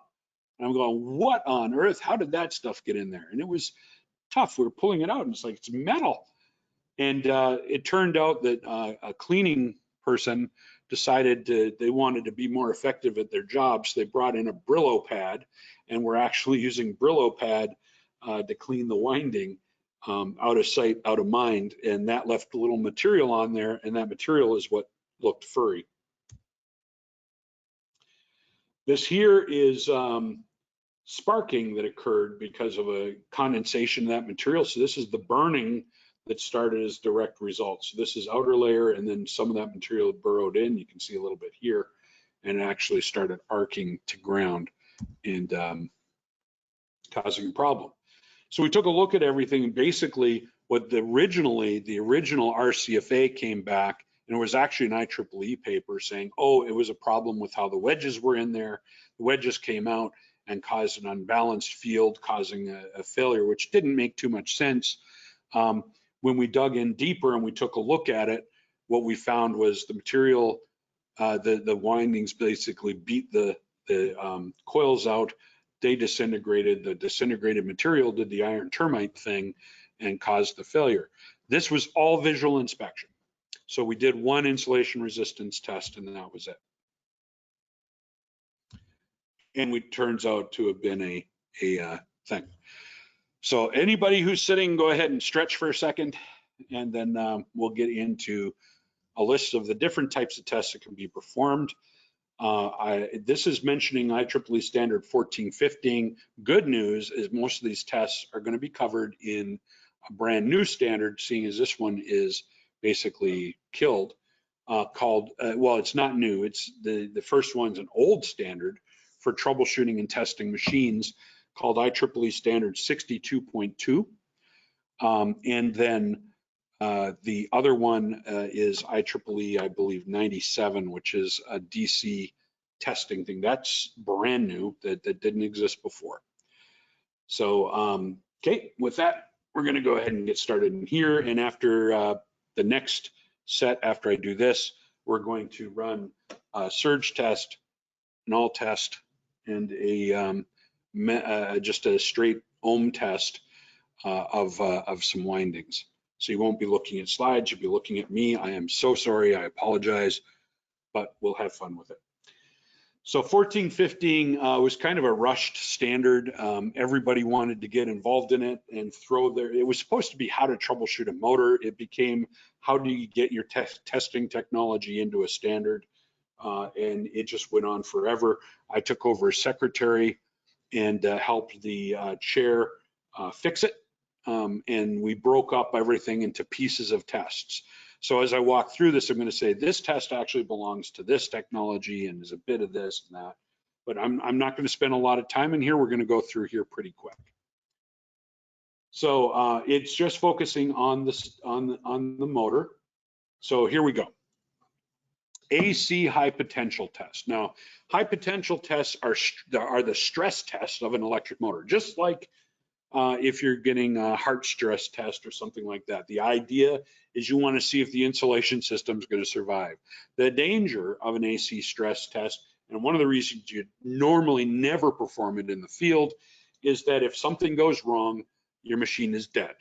So normally performed in repair shop environments as a way of stress testing the winding, because you'd rather the winding fail there than in your plant in operation.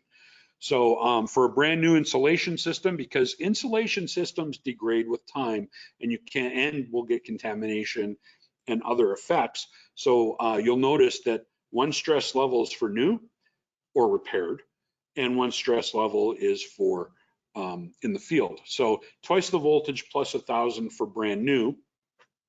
So that means in a 480 volt motor, that would be what, 960 plus 1,000 or 1960 for new. We usually do that with, say, a crown tester or something like that. For in the field, 125 to 135% of nameplate. So say in a 480 volt motor, I might do 600 volts or 650 volts. I'm not going to overstress the insulation system with an AC high pot. Even going through repair process, don't want to do it in the field. Matter of fact, when I was in the Navy, and to this day, I just reviewed the motor repair specification for the Navy, where I was given a copy to take a look at it, and nope, still no AC high pot for a military electric motor. Acceleration time, how fast it comes up to speed. Well, you don't think about that often, but really I've had involvement in that. So I believe recently somebody contacted me and we had to go test a machine. And they said, well, it used to take 8 seconds to start. Now it's taking 14. So the idea was that a load related issue, a power supply related issue, or a problem with, say, the rotor bars in the machine. Well, if I start having broken rotor bars, it takes longer for it to get up to speed or to develop the torque, and won't get up to full speed. Acceleration time, let's see, another case we had at one site, they had put in some VFDs, and all of a sudden we went from 7 seconds to 14 seconds on startup. Turns out an extremely high fifth harmonic, which is a counter rotating field in the system, caused the motors to take twice as long as they should have to start. Next one is bearing insulation systems, just like I talked about before. It says 2005, but even right now, we always refer to IEEE 43. There's some new IEC standards coming out related to insulation testing. I have my opinions on some of that, having to do with the makeup of the people that are supposed to be on a standards group. IEEE requires a specific mix, meaning OEMs don't have as much control over what the standards say, which is the reason why random wound machines were not removed from IEEE 43, meaning that you wouldn't be able to refer to a standard for low voltage motor insulation testing. A group of us rebelled against that, and the sole reason was because some of the OEMs were not able to pass the standard with their new motors, small motors. Bearing temperature by RTD, thermocouple or bulb type. Basically, bearing temperature, that would be the temperature rating of, say, primarily this would be referring to a sleeve type bearing or a Babbitt type bearing in a large motor, but can also be the smaller ones. Temperature limits vary. I'm the one who put in the numbers here. I pulled these from a military standard. It's kind of interesting because military standards started being taken off the books because they wanted to go to civilian standards. And the civilian standards were referring to the military standards because the military actually spent the money on research. So anyways, in general, and we put this down as not a must or shall, would generally have a range of 90 to 100 degrees C for alarm, with and 105 to 120 degrees for shutdown.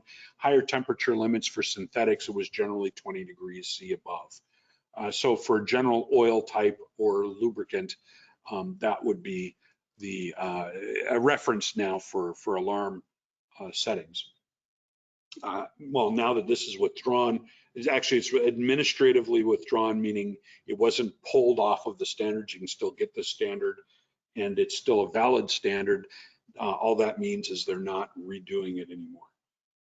Capacitance, which is a trended value. You find this in technologies such as PDMA. It's a very specific type of capacitance reading This was also the discussion we were having for 62.2 and 97 2 weeks ago, and it has to do with the type of bridge. Like, I couldn't really do, and I don't want to do, say this multimeter here does have a capacitance measurement. So I don't want to take the capacitance measurement on this one, which is basically pressing the yellow button and taking a reading up here in ohms. I don't want to use that capacitance value in microfarads in order to test the winding of a motor, because the bridge in here, the setup to take that measurement is not exactly what I want. I do need a specialized tester. Even an RCL meter has its limitations. So technologies such as PDMA or AllTest and so on, those allow you to take accurate measurements. But you have to remember that things like humidity, surface contamination, the temperature of the winding, the phase of the moon, that's going to cause different things. It's a value you trend, you don't use it to troubleshoot. Core losses. Now, core loss, it's called a loop test. You basically put so many turns around winding.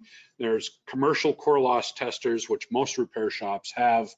And then there's also ESA has a spreadsheet that allows you to calculate how many turns and what voltage to put through a winding in order to energize the winding. There is a standard 486 in IEEE that you use also to determine how saturated you make the core. That, I think, was the biggest argument we had in relation to that. Do you go to partial saturation or design saturation of the core, magnetic saturation? Do you go to full saturation, which is 1T, or do you go to 120% or 1.2? And there were variations in between. I think we ended up at about 1. That's what I had recommended, at least. And that way you fully saturate the core and can identify problems. If I go lighter, then I won't find the hot spots. Now, we've run into conditions lately where we've gone out and there's been motors with bad cores, and it wasn't realized until the motors were actually fully loaded, and then they'd have hot spots, the windings would fail. I've had 2 instances of that this year, meaning bad cores, hot spots. So no hot spot greater than 10 degrees centigrade. 10 degrees centigrade is kind of a rule of thumb that's been around since IEEE Standard 1, so way back in the 60s. For 10 degrees center from ambient core temperature, I should say. And that means that if the temperature of the core comes up a few degrees, that there should not, say it comes up by 2 degrees, so say it's 22 degrees centigrade, there should be no spot that's 32 degrees centigrade. You also want to watch the whole core and make sure the whole core doesn't all come up in temperature as well significantly. And I've seen the results of that too, meaning a fully destroyed core passing a core loss test. It really doesn't. That's why the next part is there. And I'm the one who said 6 watts per pound, and we got that in the standard, even though depending on how saturated you make the core, that can vary, and the type of application that varies a little bit. My target for my military training, and I'm a certified rewind specialist, rewind journeyman, sorry, for the Navy, 6 watts per pound or less. Now, you're primarily on new energy and premium efficient motors and even larger motors, you're generally going to find a core loss of 1 to 2 watts per pound. It's not that significant. There is a translation over to watts per kilo, but that just makes the value smaller. I like a number that I can see. Coupling insulation, why? That's because if I have an application in which there's traveling currents in the shaft and I have insulated the shaft, great. That means now I'm going to have a problem in a gearbox. And I say that because I've been doing a lot of investigations of that happening in gearboxes, especially in wind. So the shaft currents destroying bearings, not a good thing. So again, IEEE 43, that means you're going to be looking for about 5 megohms at least at a minimum. Okay, current demodulation. This is part of electrical signature analysis or motor current signature analysis. I do never, ever, ever use the term motor current analysis because that confuses it with motor circuit analysis. Matter of fact, every standard just refers to it as electrical signature analysis, ESA, or motor current signature analysis, MCSA. It's only a few people out there, including a manufacturer of a test equipment, that refers to it as MCA. That is their own definition. It does not exist in any of the standards. Running current, that could be just an ammeter reading. Just indicates load. Now, using it as an indicator of load, we just finished doing a bunch of tests in the field, and the motors were running right at nameplate current, but because of power factor and a few other things, they were actually overloaded to 120 to 130%. So the running current is not necessarily a great indicator of actual load, but it's used. Now, if I'm using an analog ammeter and I'm watching and I get a ticking motion when it's operating, that would indicate, say, broken rotor bars. Current signature analysis, again, current demodulation at the top is part of ESA and MCSA. Current signature analysis, same thing. It's an FFT analysis of the current.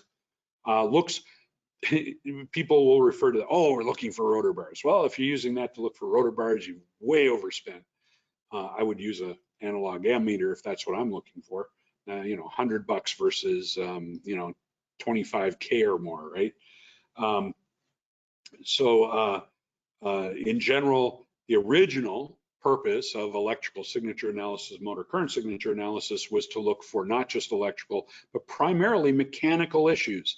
That was bearings and gears in motor operated valves and nuclear power plants, as determined and as patented by Oak Ridge National Labs in the 1980s. Starting current, inrush current, looking for anomalies. I do that on occasion. Any of your ESA devices usually have the ability to do a starting current or inrush analysis. That's great for looking at problems with the windings. It's also good at looking problems with the actual load or power unbalances.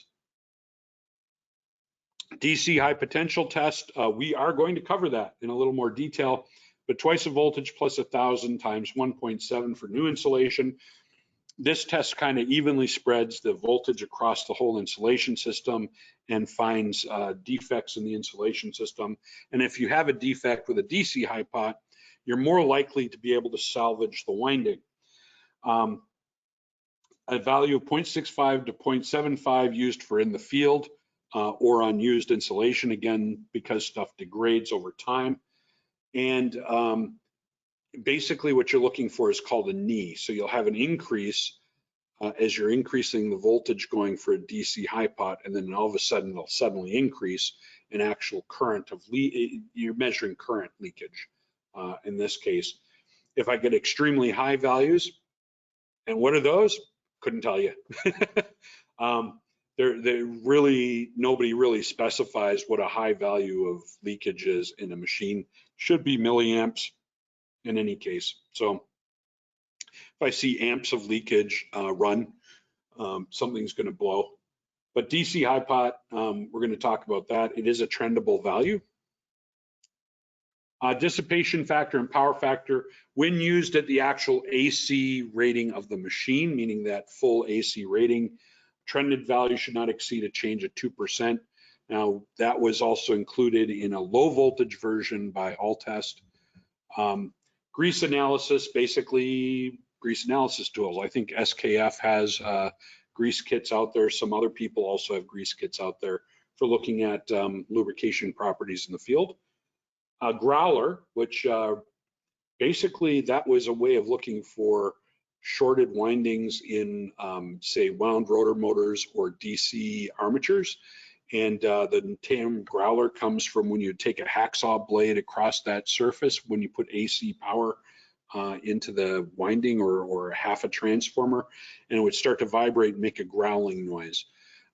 So hence growler. I've seen people try to use it on induction motor rotors. Kind of was amused by that a couple of times because it should attract to that.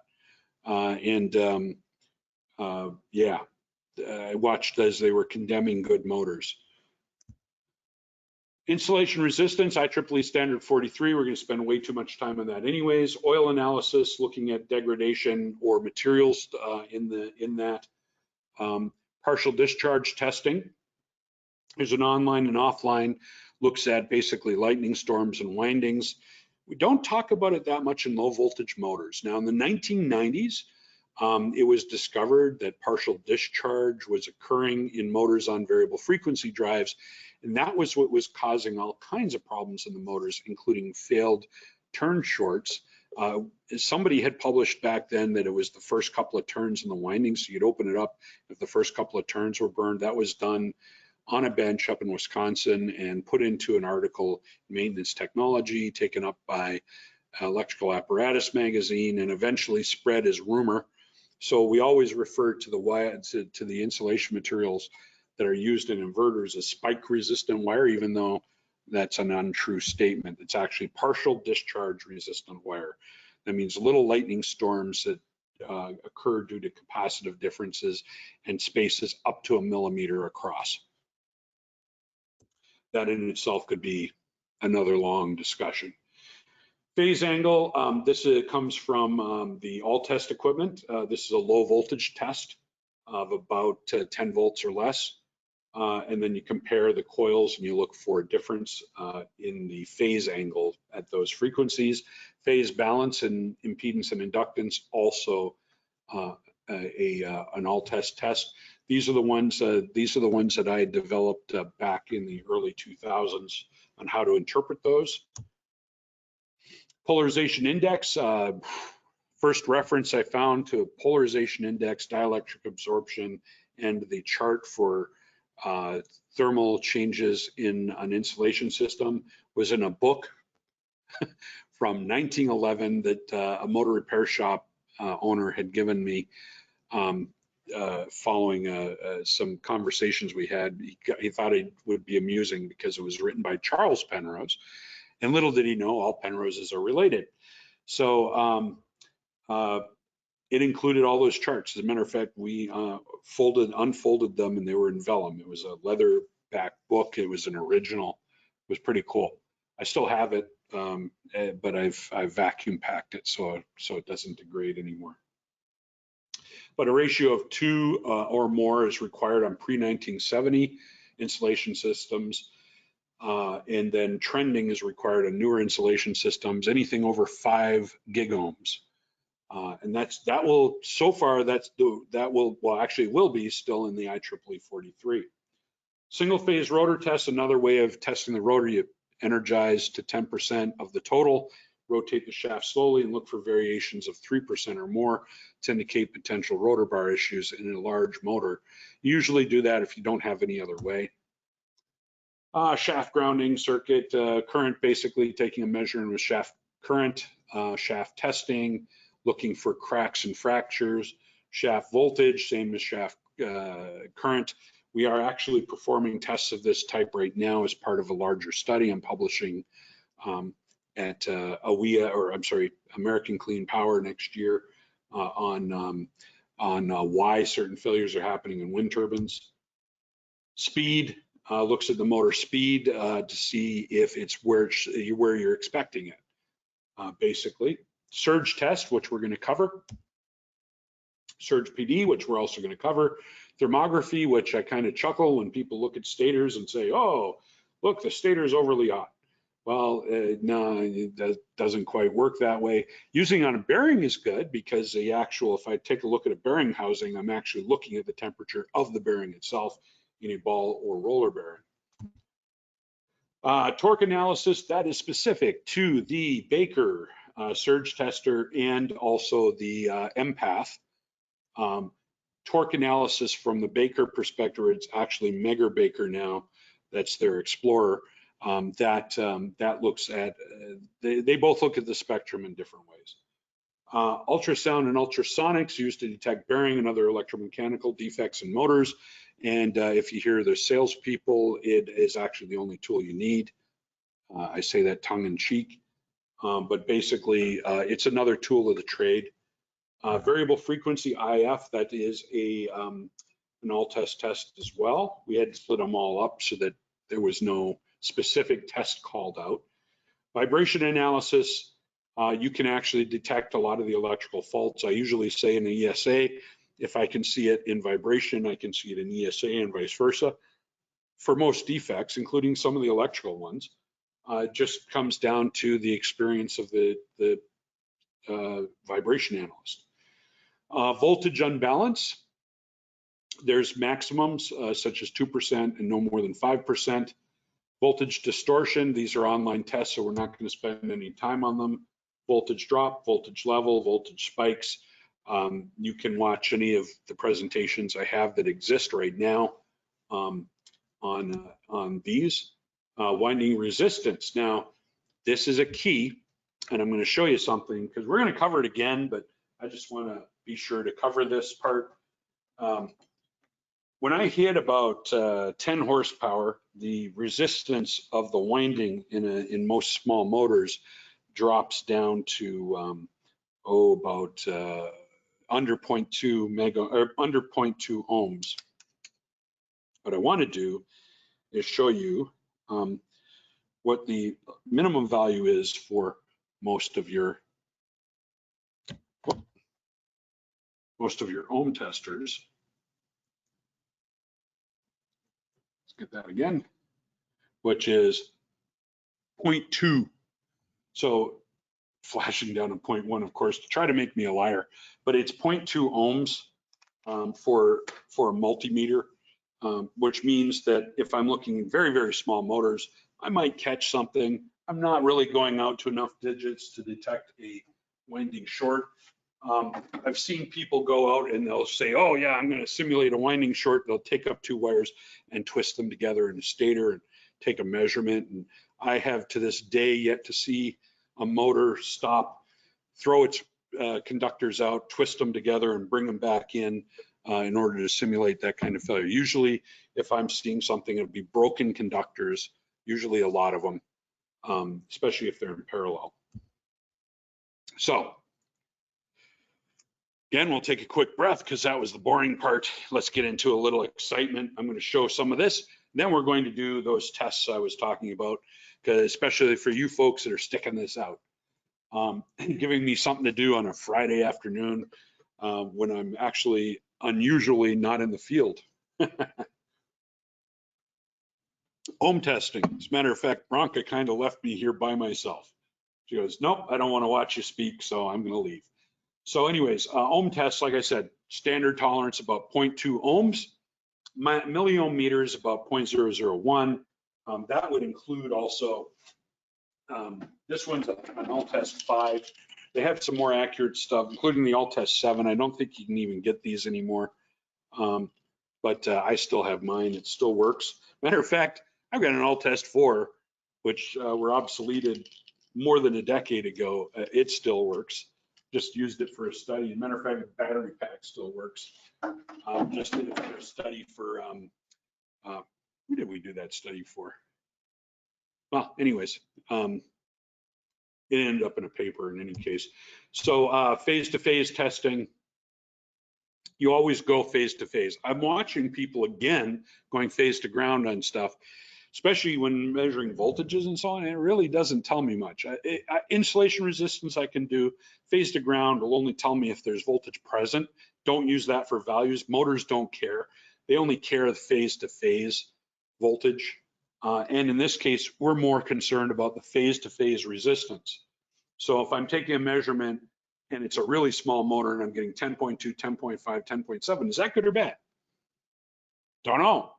So what we did is I went back to the Navy standard, the motor repair manual, and said, okay, 3%. And I put that out in a presentation back in 2000. And then everybody took it up and used that value. Then I said, well, only for certain applications, 5% for others. because if I get a very, very low insulation resist or a very, very low resistance value, that will become an issue. But use the military standard at 3%, and other people started echoing it.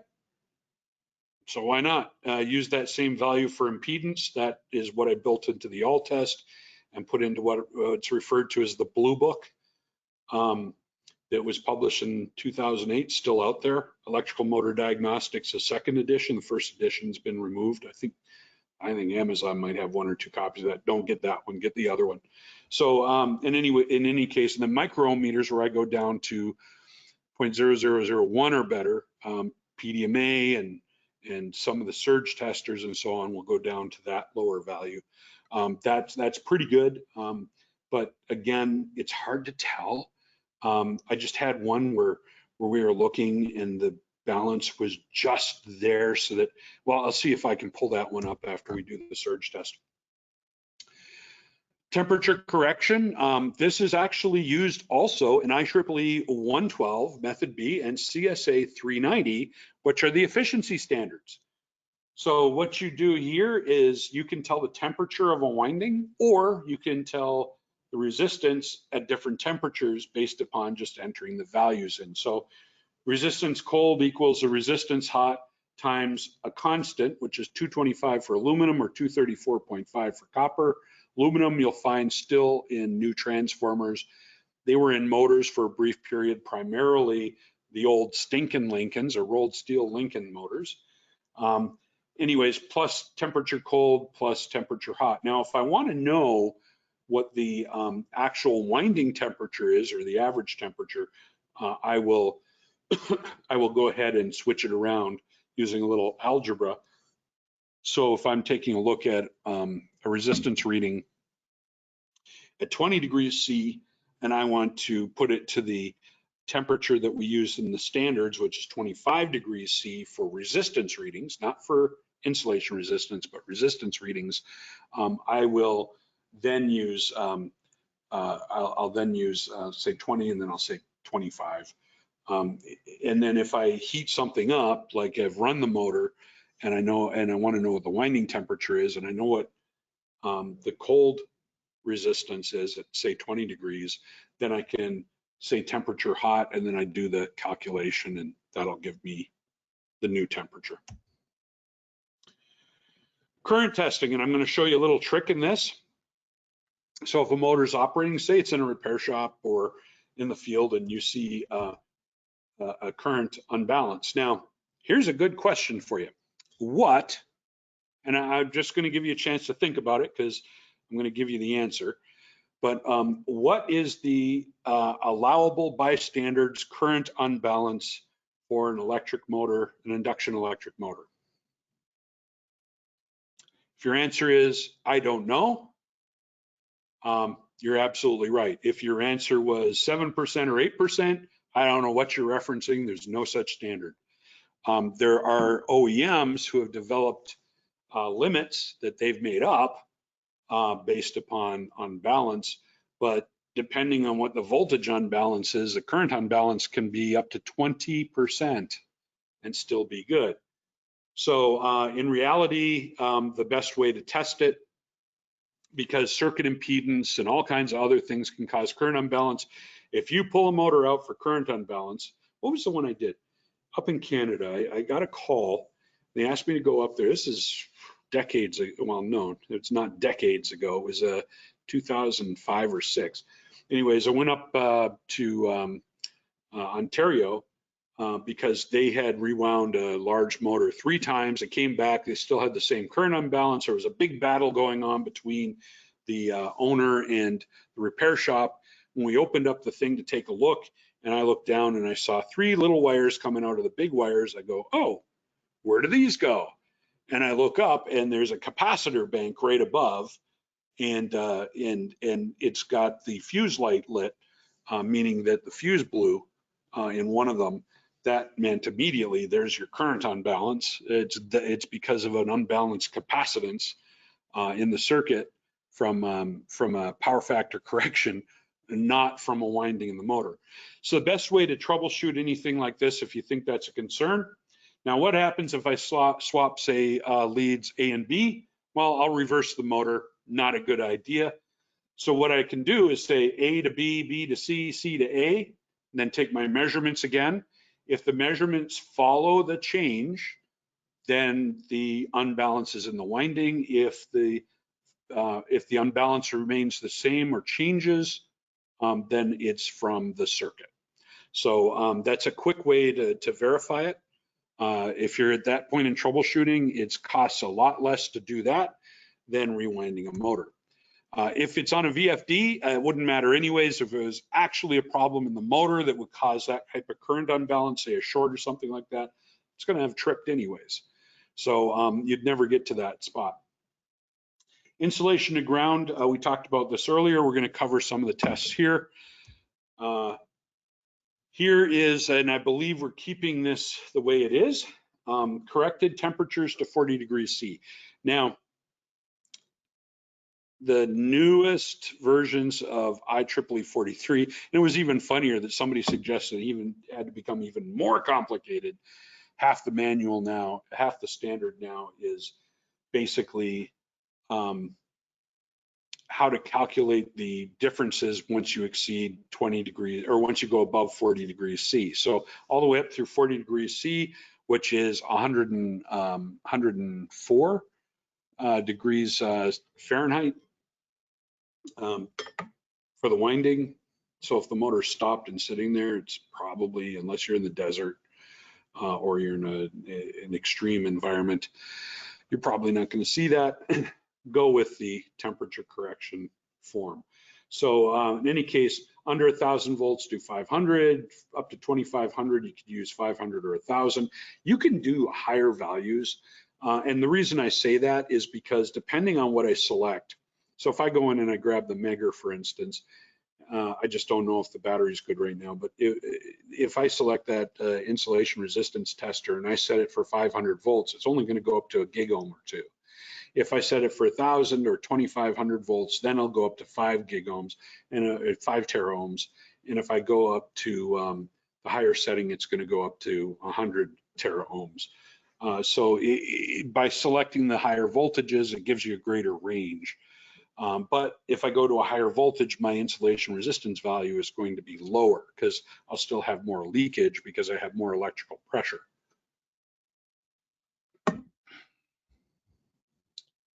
This is the original chart. This is for a standard insulation system. You know, before we start talking about all kinds of weird polymers and stuff like that, to this day, I still use this. So even if I'm at 80 degrees C, if I'm putting something in a paper or something like that, I'm not going to know what the insulation system is in that motor unless I've wound it. Or I'm working with the repair shop that wound it and they can actually tell me the materials, then I can go in and start doing this type of thing. Or if I have a generous OEM and they actually provide the material information, then I can do all that wild calculations. I don't know why they're there.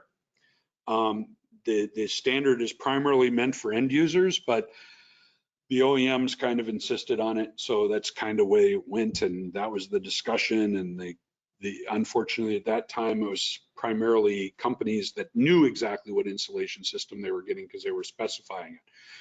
There's not been a lot of low voltage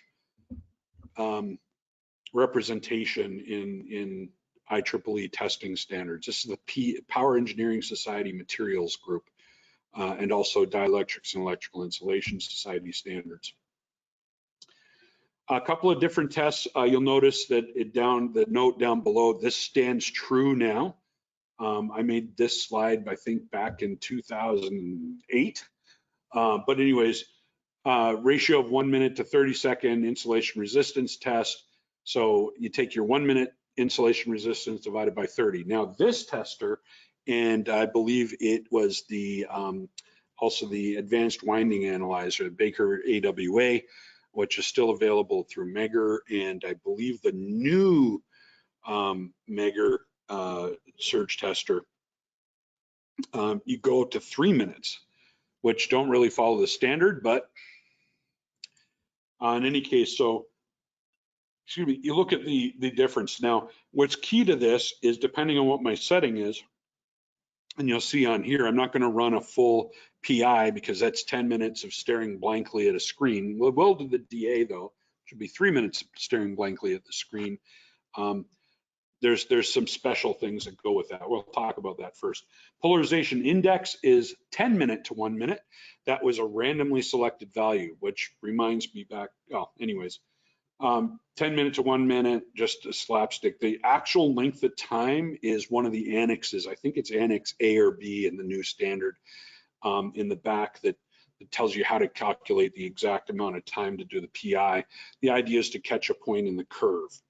I've done tests out to 45 minutes on some insulation resistance tests, just to, you know, to follow the standard basically, with the knowledge, having the knowledge we had for a particular system.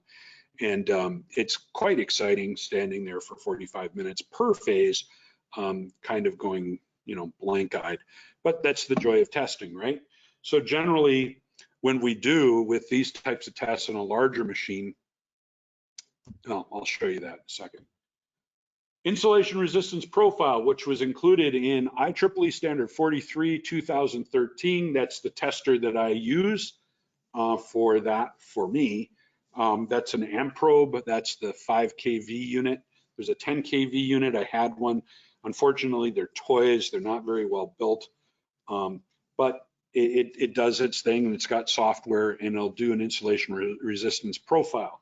Now, what's the difference with an insulation resistance profile? It's taking insulation resistance values fast enough to graph them and catch any discharges. So PDMA has that built into their system.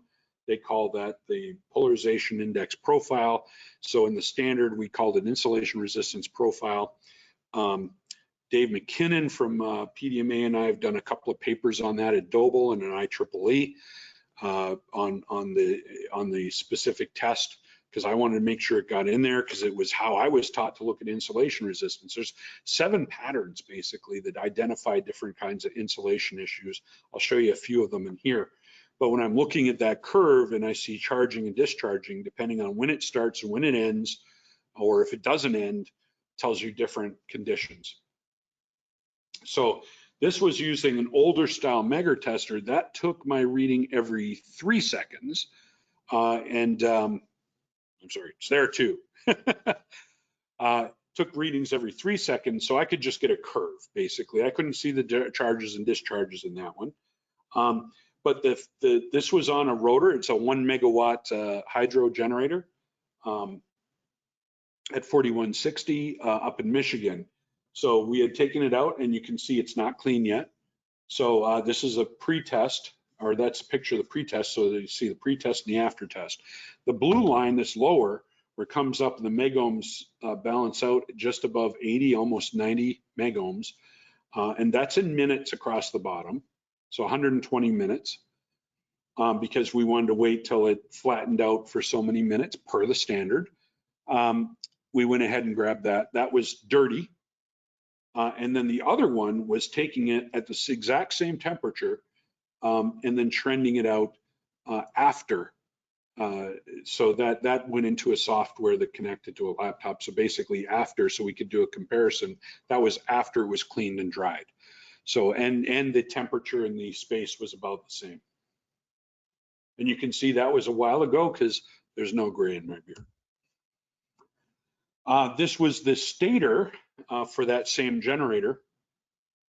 And what we did is what you do if you have the neutral come out from the motor. So if you have 3 leads coming off the motor tied together, then what you do is you break those and you tie 2 of them to ground, and you take your measurement on the other one to ground. And so the other set of phases to ground. So this is where we split it out. So you can see blue and green kind of trend along with each other. There's a slight difference there, but we had put penetrating varnish in there. So the penetrating varnish is in there. It's wet, so it's like putting in a contaminant. It balances out when it's dry. So we had that in there. The orange represents that phase. So by taking a look at that, so we did one phase first. This was again for an IEEE paper. So while we were doing the work, we went ahead and did that. That wooden platform, by the way, I was standing on, I was much lighter than I am now. Otherwise, I probably would have gone straight through it and straight into the river. But in any case, this was the setup we had. This was after.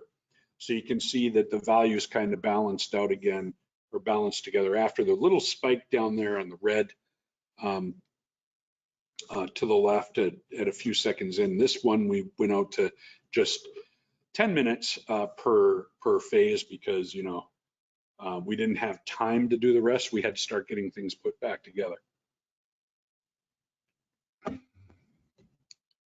So we went back to the shop as part of that same paper and said, okay, here's a large motor. We were going to ship it out to a customer out of storage.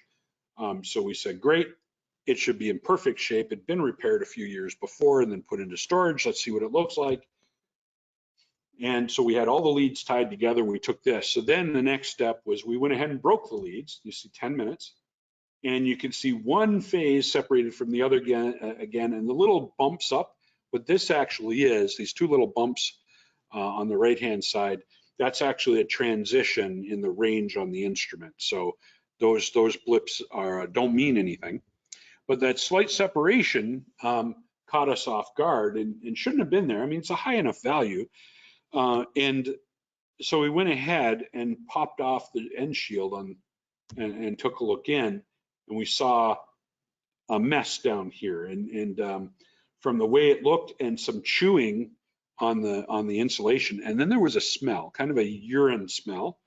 So we went ahead and popped off the baffle, and we found a mouse nest and skeletons and candy wrappers and all kinds of other things in there that the mice had brought into the motor.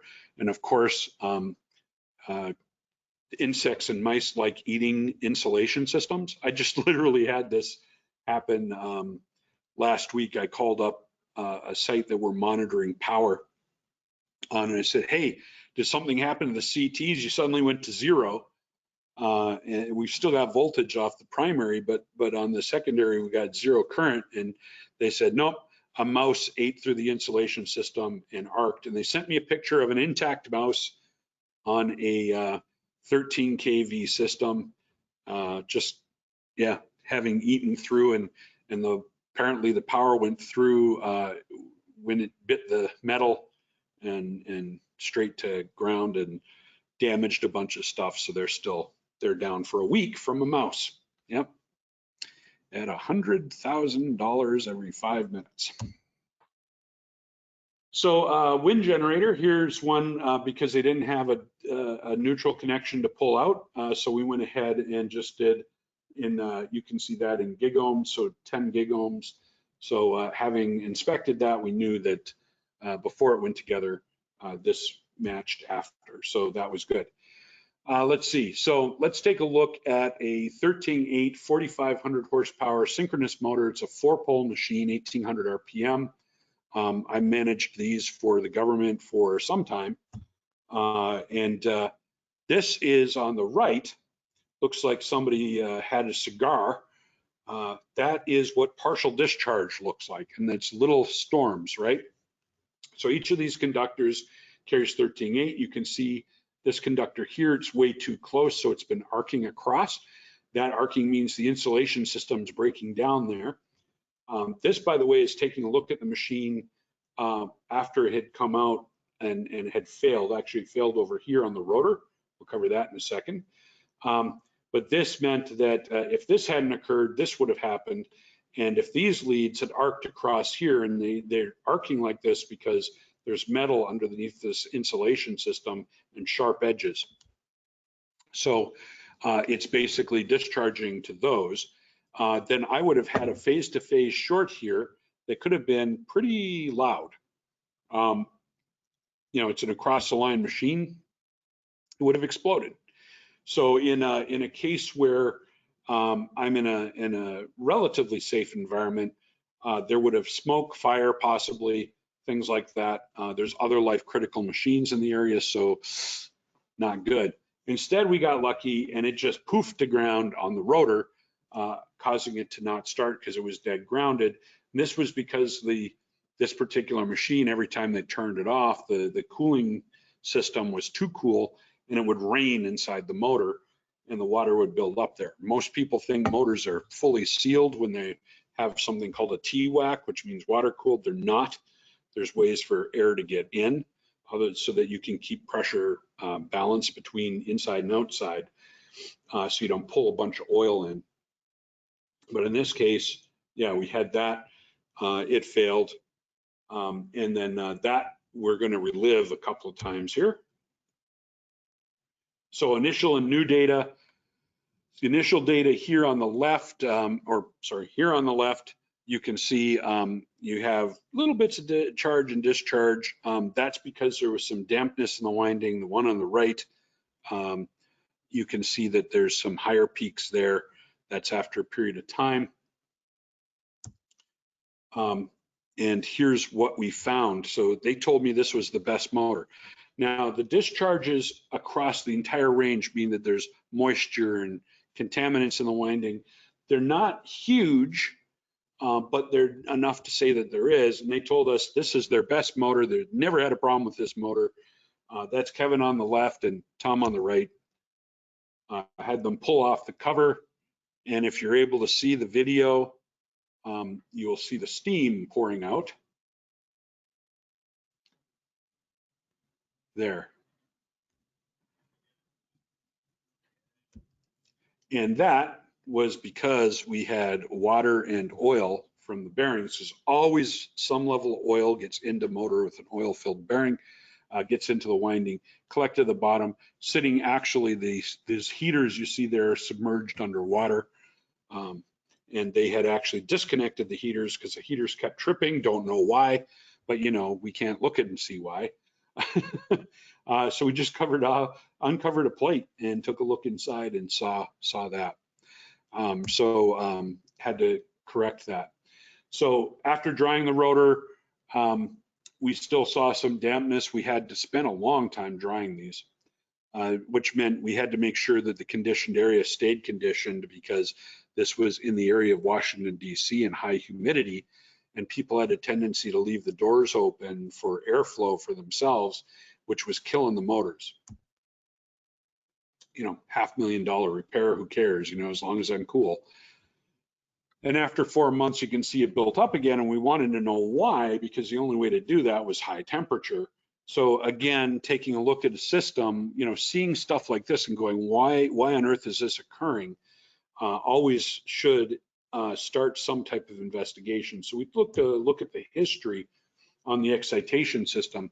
And on the left side of the screen at the top, you're going to see a value that goes from 0 to 100 volts. This is supposed to be pure DC, as shown on the right-hand side. What happened was whoever had set up the system before had set it up incorrectly, and they were overstressing the rotor insulation system, which is part of the reason why the one had failed. Actually, 2 of them ended up failing of 6 at a very, very high cost. Once we got everything under control, then our average reading looked like this, just a straight line. And it's perfectly flat because we maxed it out. So that was on the rotor forever after fixing it. So I'm going to skip over this a little bit. This is that same rotor. And let's get into here. So these are the tests we're about to perform on the surge tester. So 800 horsepower, 4160 volt motor. I'm going to show you right and wrong. So this is on this guy's predecessor here. And what you can see is a couple of things. One is a Megger step test. So basically that's a polarization index test. And you notice at 25,000, it's dead, or I mean 50,000, it's dead flat. And I'm not seeing any values change. That's because that goes along with this particular tester, or I'm sorry, the previous one. This one does the same thing. Is it maxed out at 50,000 megohms? And really, once I passed 10,000 megohms, it wasn't looking down to single digit megohms anymore. That's why I tend to use like that amp probe and some other stuff in order to take a look at an actual curve. But to look at the curve down here on the lower part, down here on the lower part of the screen, I've got so many things up here, it's hard to actually see the slide. So pardon me if I'm looking over there to the left. you can see that it kind of steps a little bit, but it's constantly going up. Then it plateaus. That's because we've hit the limit. But you're talking about 50 gigohms, right? So I'm not too worried when we get up there. This is a surge test, so that's the high pot. Now you notice that high pot looks like it failed. You notice pico or microamp, or yeah, picoamps there, 0.36, 1.46, 19.04, and those are what are called step tests. We're going to go straight high pot here, otherwise it'll be 10 minutes of step test because it's got to get up to that value, hold it for a minute after everything balances out. But you'll notice in that graph where it comes up and then there's a sharp knee. Now that knee would indicate that it had failed. We actually found a fault in the tester, and that fault was that the leads at the time, they weren't this black heavy lead, they were a red kind of lead. We were actually arcing through that to a sharp edge on the connection box. So I put a piece of cardboard underneath it and eliminated it. You know, it worked. Could have used a shop towel if I needed to, anything to space it away so it wouldn't arc through it. And then that would have flattened out.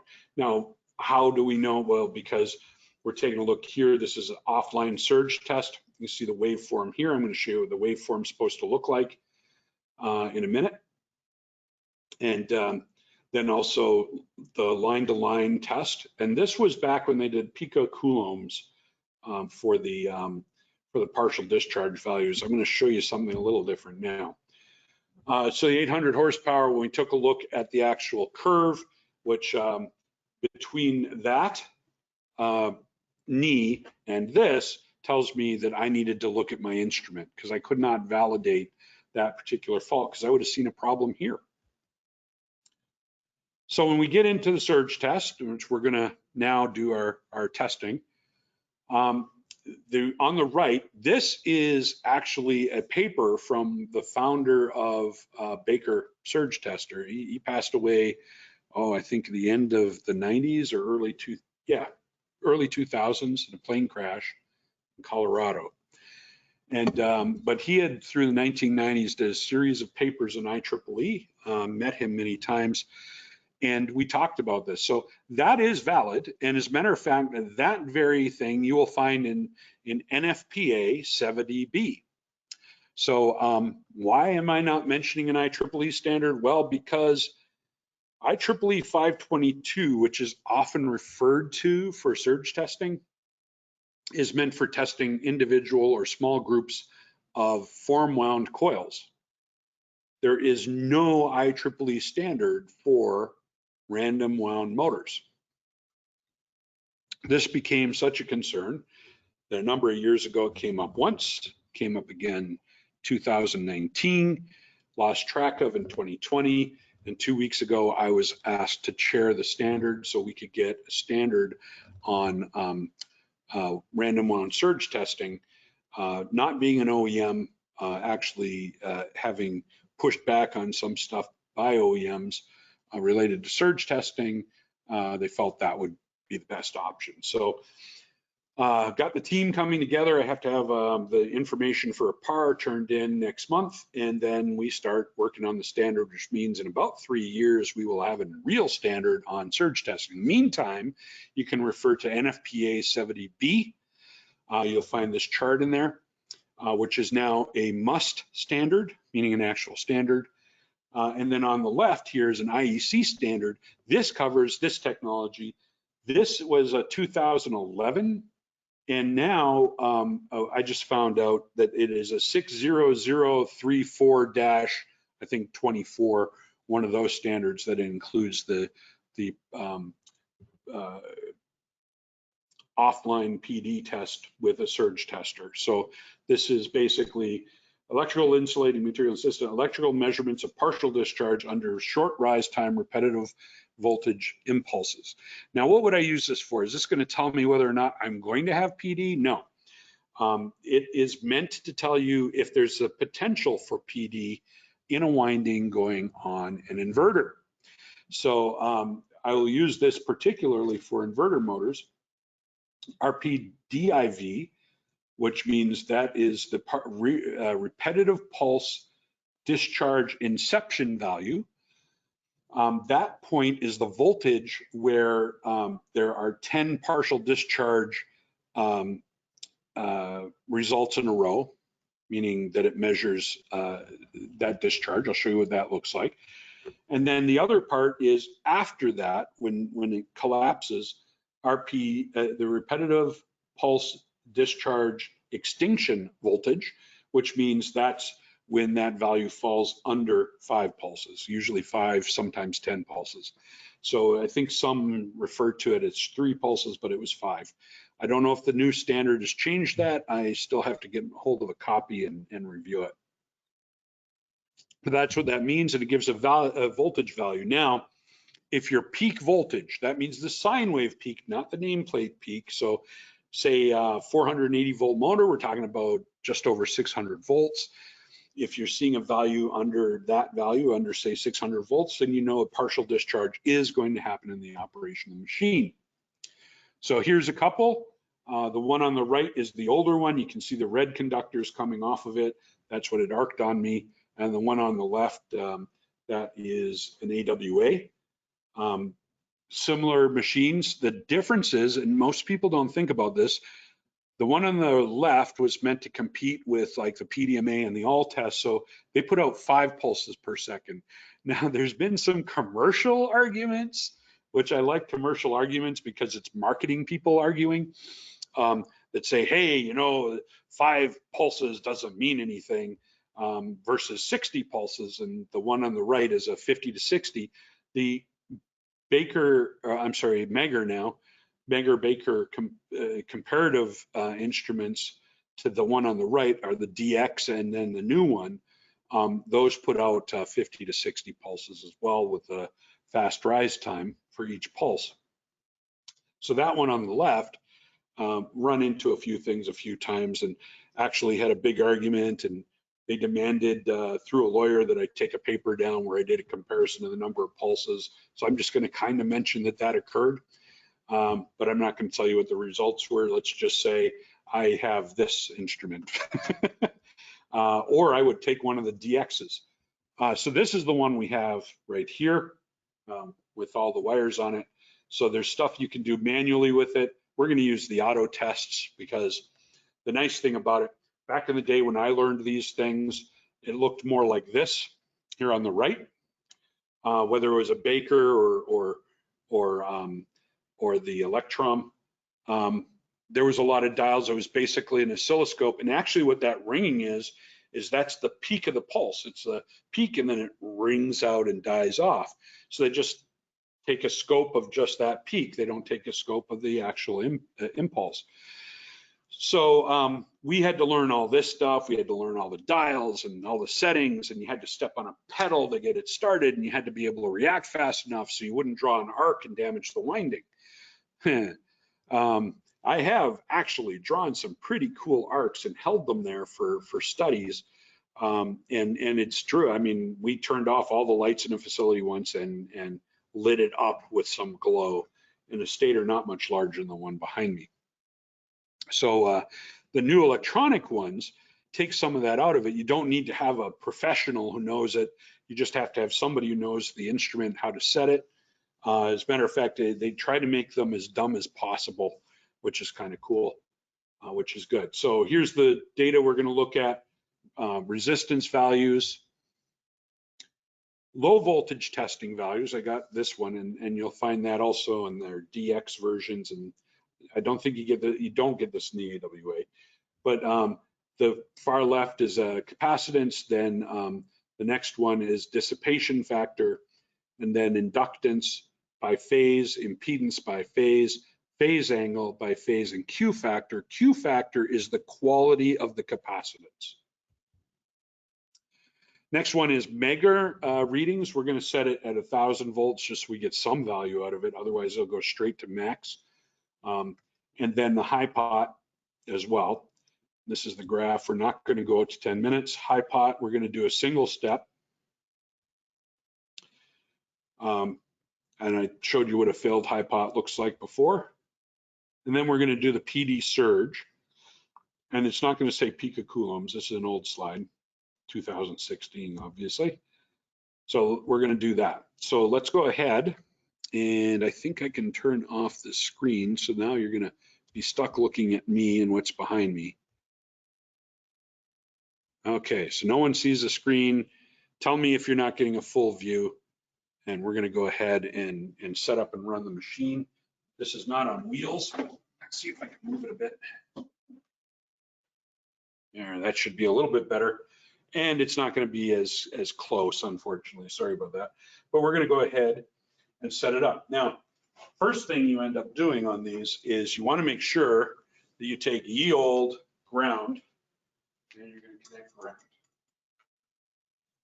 And so this is going to be, whoop, obviously doing some slightly larger motors. Let's find a different ground in here.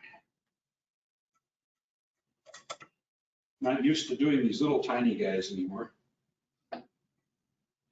Now, one of the things with their particular design, though, is the tips that go in. They have metal screws here. I learned the hard way in the field. I've got to make sure those aren't near anything. They'll arc. That is one of the issues I ran into with this particular company. Let's see. Yeah, nothing's touching. So we're all set. Now, press start. We'll take a look at that one later. Let's find, whoop, not there. It's a job site.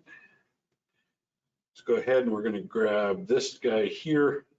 So here I'd meant to put in all of the motor information, call it a 575. It's actually a 460 volt motor.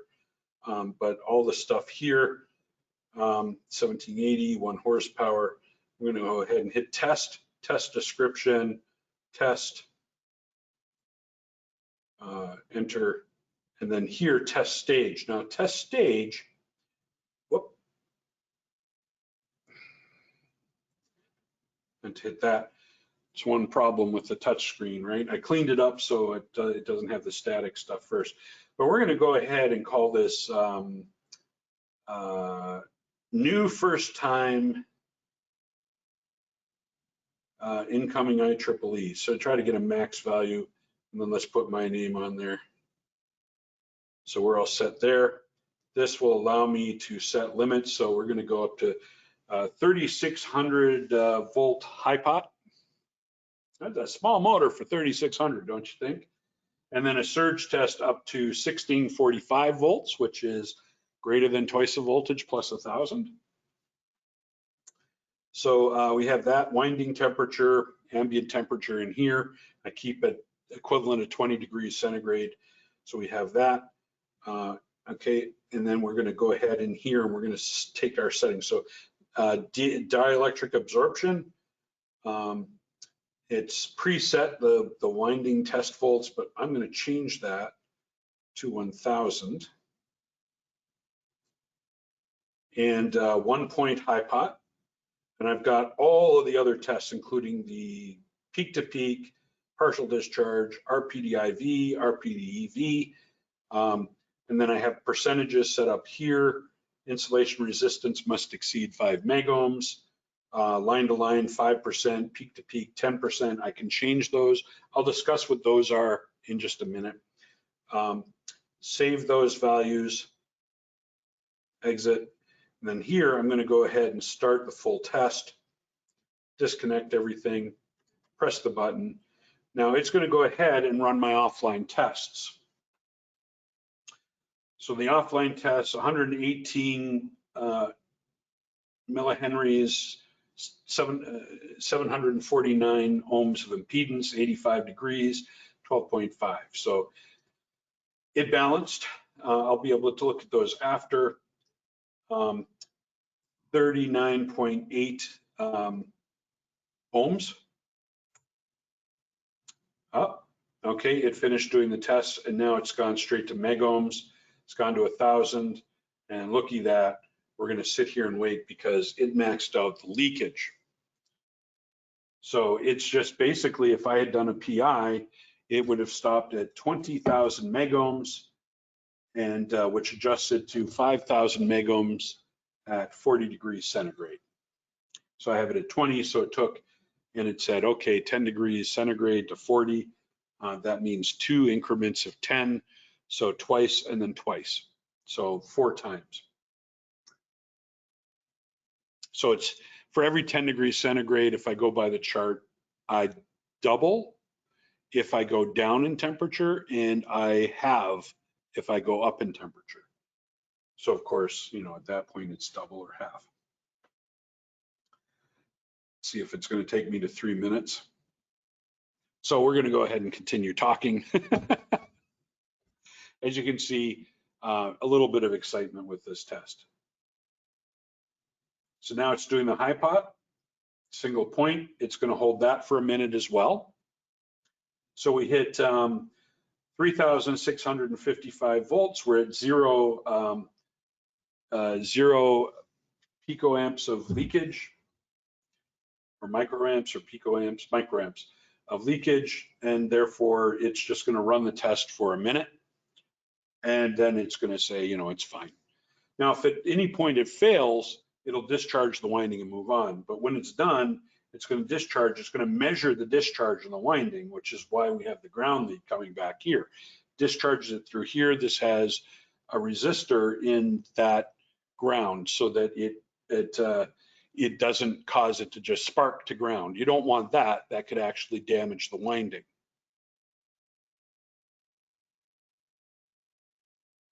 I'll go up just past a minute, and then it's going to move on. Go, it's discharging now. That's the yellow stripes you're seeing there. Now we're getting into the surge test. So it's going to do the surge test first. That little wobbly thing that I'm seeing there, that would generally warn me to stop testing, or warn me I might have to stop testing if I was doing a manual surge test. I always called it a jiggle to the left. But other than that, it doesn't look like it's running into too many problems. So it got first phase. Now it's doing the partial discharge up to that value. And it's showing 0, which means that it did not measure any arcing. Now, if I had arcing, I would see peaks out here. I'll be able to show you that in a minute on screen. I have an example of that. So right now it's ramping up. Should go a little quicker each time. So 3.1 line to line EAR, 7.5, and the other, and it's limits 5 and 10. So it made it so far. Peak to peak is showing 2, 3 on this one, but we're still at, you know, we're not close yet. So 7.6, 1.8, 1.8, and 3.1, meaning there's some degradation there, but I'm not seeing the partial discharge at all. So that's good. That is the complete suite of tests that we would expect to have been performed, and it's already discharged everything. When I press this, it's going to save it. View tests. Let's grab the test we just did.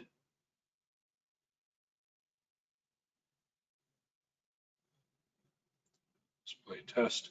See, it says all passed. I didn't do a high pot step test. So if I want to go in to see the surge reading,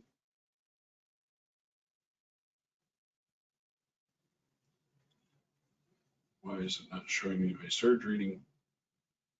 Oh, here it is, that's why. Okay, so as you can see, phase A, phase B, and phase C. And then one, you can turn off the windings so I can look at each one. That doesn't tell me much. They're sitting right on top of each other, which means perfect winding. So let's go ahead and we'll get out of here. Now, how does that compare to, say, an all test test? Well, let's go ahead and we will do an all test test. We got one of the little demo motors here, but we're gonna go ahead and use the stator. Same stator we just tested. Set up here so you can watch the instrument a little closer because everything happens on the display. Now, yeah, the colored wires are no longer colored. They're just one color now.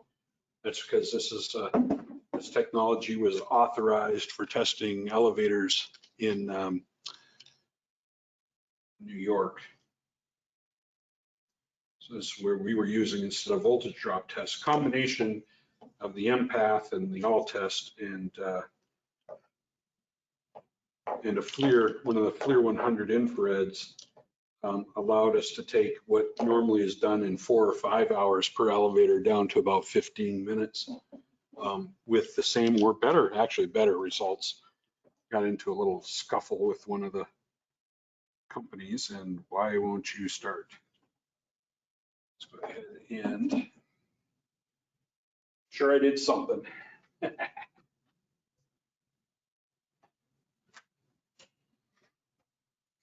May or may not start. I might have overcharged it. It's an oldie. It's an oldie. There we go. You're on. Oh, okay, battery's dead. Killed the battery. So let's go ahead and we will plug it in and run the test. As you can see, I don't use it that often anymore. But let's go ahead and we're going to do, oops, beginning. Yeah, we're going to do a full motor winding test. Press OK. Blue clip, I just attach all of them. It walks you through step by step how to perform the test. Kind of insisted on that back in the day. Yeah, we'll do the capacitance and dissipation factor test. The reason for that was I would go out and I would do testing. Okay, so out of range in less than 2 nano. Okay, so it was really good. Press OK. Insulation resistance test, sure. Press and hold over a gig ohm at 500 volts. That's okay. And then we just go ahead and have it do all those other tests. And when we're done, we'll take a look at it.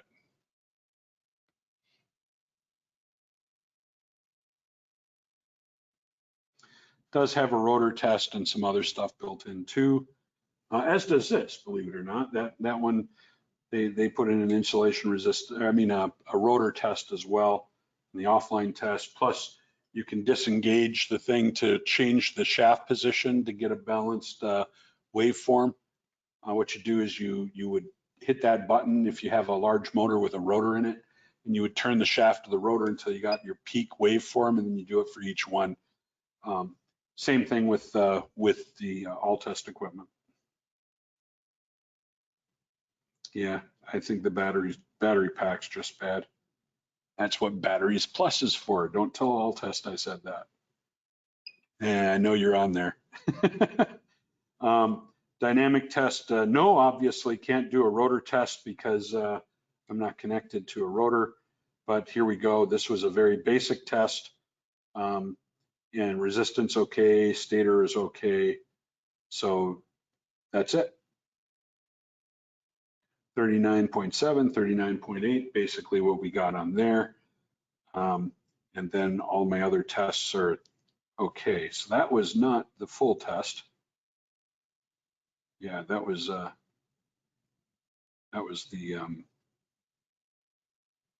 oh, that's why.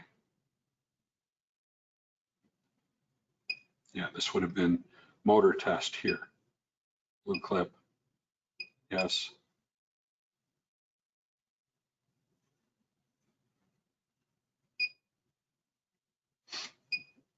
Okay, same thing. Let's go ahead and we'll get the rest of the test so I can show you what they look like. Test. Okay. Okay, let it go through its testing. So now it's going to do its static testing and everything else. Then I'll read off what it looks like, or I'll show you what it looks like.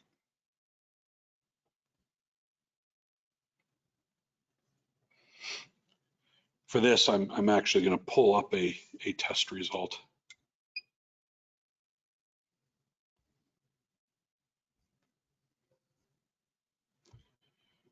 So pull up a test result of a machine. Okay. In the field.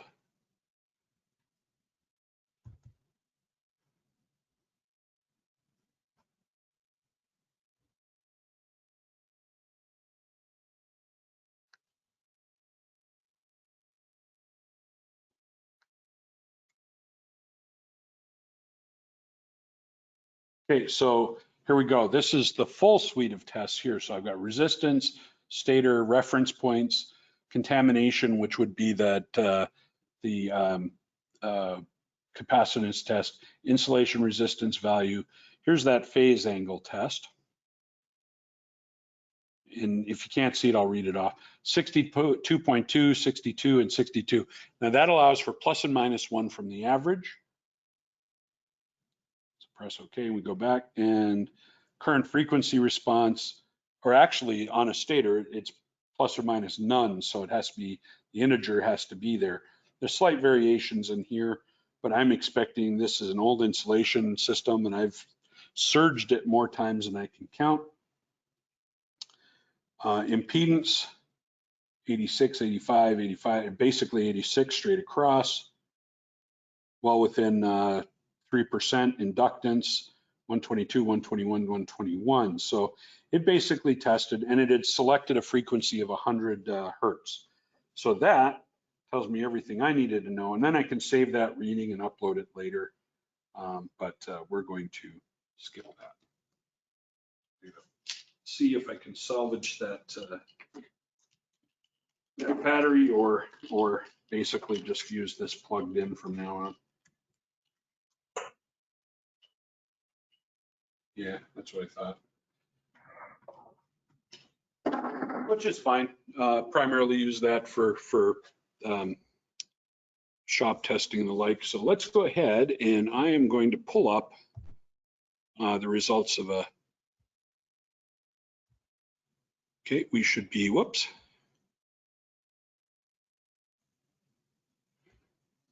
Make sure we got screen 2. Yeah, otherwise you're just going to see a jumbled mess. Okay, so here we go. This was the test. This is actually a test I took on my way up to a job site.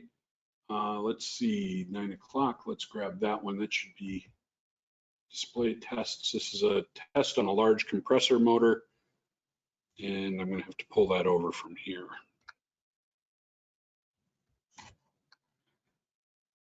You're kidding me. There, let me get this all sorted out here. Or not.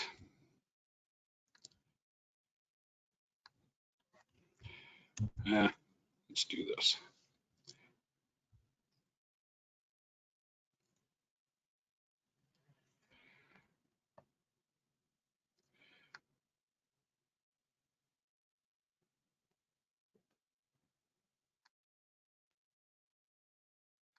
Let's get rid of that, and then we'll move it over. Oh yeah, of course you did. Okay, so let's try this again.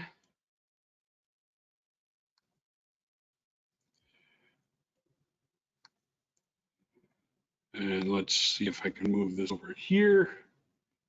There we go. Let's go ahead and grab this. Grab the test. Here we go. Grab the display. Ah, son of a gun.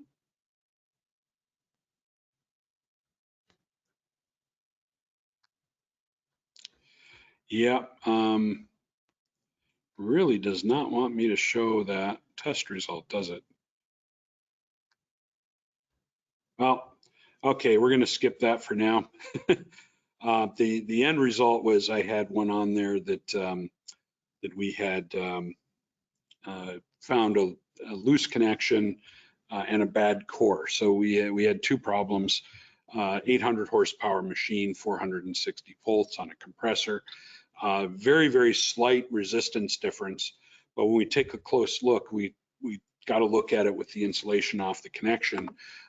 They had actually just repaired this once, twice, and a third time. They rewound it, so it burned up. Y delta start machine, and it turns out that the site had put their own lugs on there, and in order to get the lugs on, had trimmed out some of the connection copper. So they trimmed back off several layers of the actual winding to get a smaller lug on. And as a direct result, they created a loose connection, which basically caused an unbalance and burned up the motor, coupled with a bad core. So they had, you know, 2 strikes against the machine. So let's get back to this. I think we should be showing the screen again. Warn me if we are not. I haven't heard anybody screaming, so I've either put you all to sleep or you just got your computers on and wandered off somewhere or whatever. But let's go ahead and continue here. 7,000 horsepower, 13.8. Visual inspection, we took a look at stuff. This is, again, another one of those synchronous motors, same repair shop, taking a look at it. You can see here on the left, there's a big old surge tester there. On the right, hey dude, guy with the white hair was awesome. He was pretty awesome too, the guy standing up there. Either the guy with the white hair or I getting on there would have tipped that rotor over, so we weren't up there. But anyway, so we started doing our testing. And this is using a DX version of the Megger Baker system, the older one. So they have a different one now, but it's similar. So this one had the low voltage tests as well. So you can see DC resistance across there. And then the temperature of the core, basically temperature corrected and everything else. So see that, you can see the Megger reading on the right, that was good. This is of the rotor. And then the high pot was held and it was okay. And after the completion of the test, we were good. Then the rotor field test, still the same area, but they had just finished painting the rotor. That was actually the picture I just showed you, but painted the rotor, all of a sudden it failed. So it failed basically everything. So we went ahead and took a look. What we found the spot. And what it was this Gliptol paint they were using.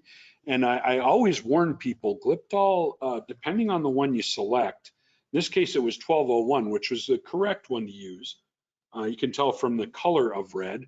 The brighter red ones and some of the dull red ones, which are close to this one, they actually absorb moisture. They're porous. And so those will always give you a bad reading. And we actually had, when I was at General Motors, we built into the repair standard that you were not allowed to use that type of material anymore. So in this case, they had painted it, and right below that 2.7 there, there's a little bridge. It was still damp. So we ended up warming it up in a plastic tent and retesting it the next day. I was on site for about a week testing this. And you can see on the left, it looked okay. On the right, you can see some, wobbly discharge stuff. So it was still a little damp, but it passed the tests, and we knew it was going to finish curing.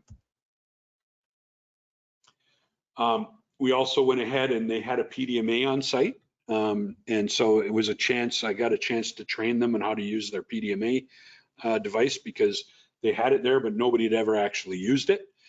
So I walked through and I got their group together, and we went ahead and used this opportunity to train them on the PDMA, because I wanted to get that insulation resistance profile in particular. This slight ripple going on through the whole length of it indicates that the Gliptol was continuing to dry. Then we went ahead and we did the surge test, and there on the left you'll see that's a power pack to get the voltage up higher. It looks like a stand for the surge tester. It doubles as that. That's a 13.8 machine, or either 13.8 or 12.4. So we went ahead and got it up and did the test, and had some problems initially, as you can see on the right. And then went ahead and finished testing. You can see where the leads are and everything else. That's going to get fun in a minute. So all three phases without the rotor in place, you can see that the surge waveform matches. That's what you want to see. You want to see it without a rotor in place match. With the rotor in place, we're going to talk about a peak to peak and L to L EAR in a minute. But when you do have the rotor in place, you have to look at that, because you need to measure the area under the curve and match those numbers. So the thing on the right, the Hypotronics, that is the go-to standard for DC high pot. I don't care about this guy back here or anything else. That's it. It's an old-fashioned analog. Most of your larger repair shops have them. The one that I deal with over at Drysilker on occasion, that's got a 138 kV unit of the type, and They're tried, true, tested. I think the company's even still around. So it's a very manual test. But what you're looking at is you're manually setting the voltage off the screen on the left, and you're looking at the leakage on the right.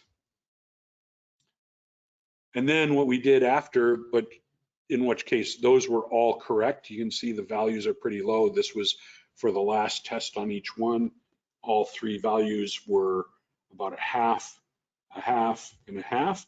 So that was okay. So the offline test with the PDMA corrected megohms initially were at 1.1, and then they were 35. Well, why are we getting that on the stator? Well, it's what's called a B-stage winding. That meant that that motor had an uncured winding along the end turns of the coils, but was partially cured down the center. So it was rigid in the center, but able to flex. It's because it's too large to vacuum pressure impregnate. So B-stage coil, they put it in, then you've got a choice. You can put it in an oven and cure it, or what we did there was we actually took that stator and put it in the field and allowed it to field cure. In the length of time is about 2 years.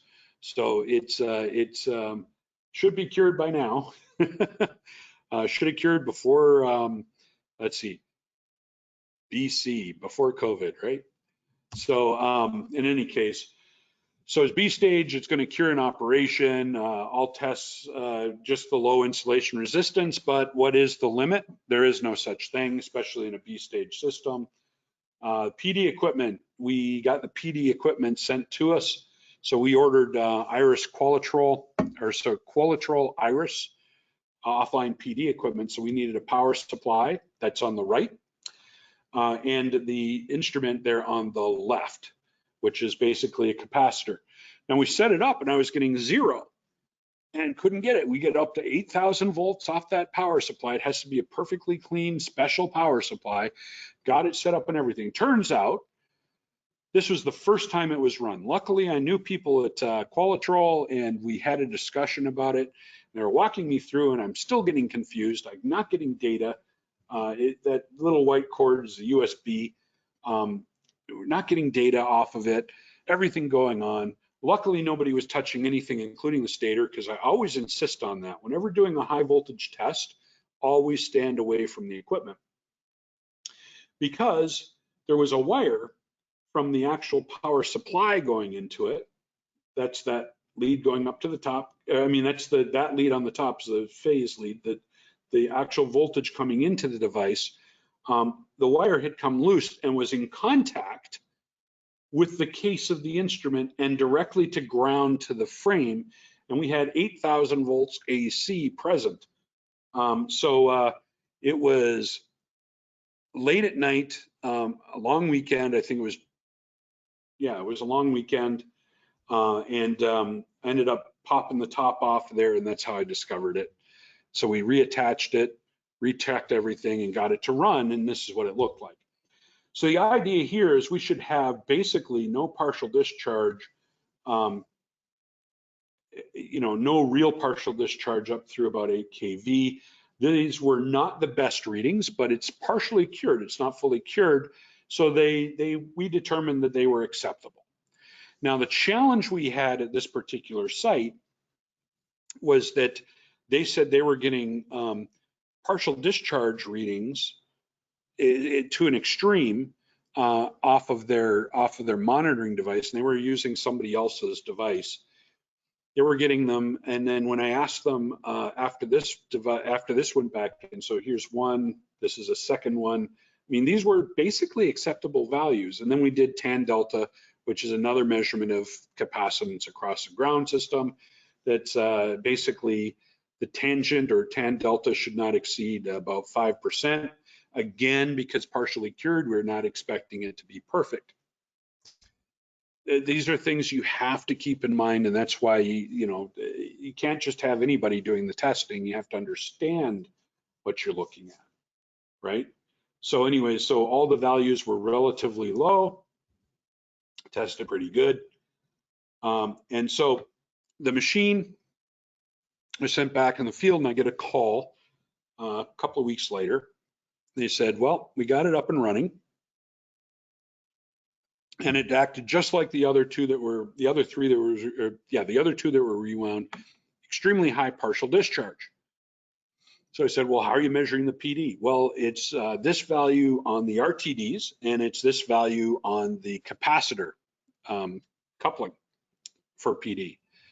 And I said, those are the same values. And they said, yes. And I said, the capacitive coupling one should be 10% of the RTD type. That's literally, it's in papers. It's not in a standard, it's in papers. But that's the experience by industry out there, is it's going to be roughly 10%.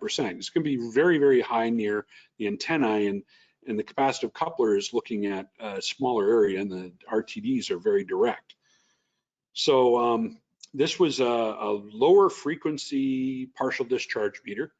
So they said, can you come out to the site and take a look? So I drive out to the site, and as I'm about to turn off the highway, I notice something. There's an AM radio station nearby.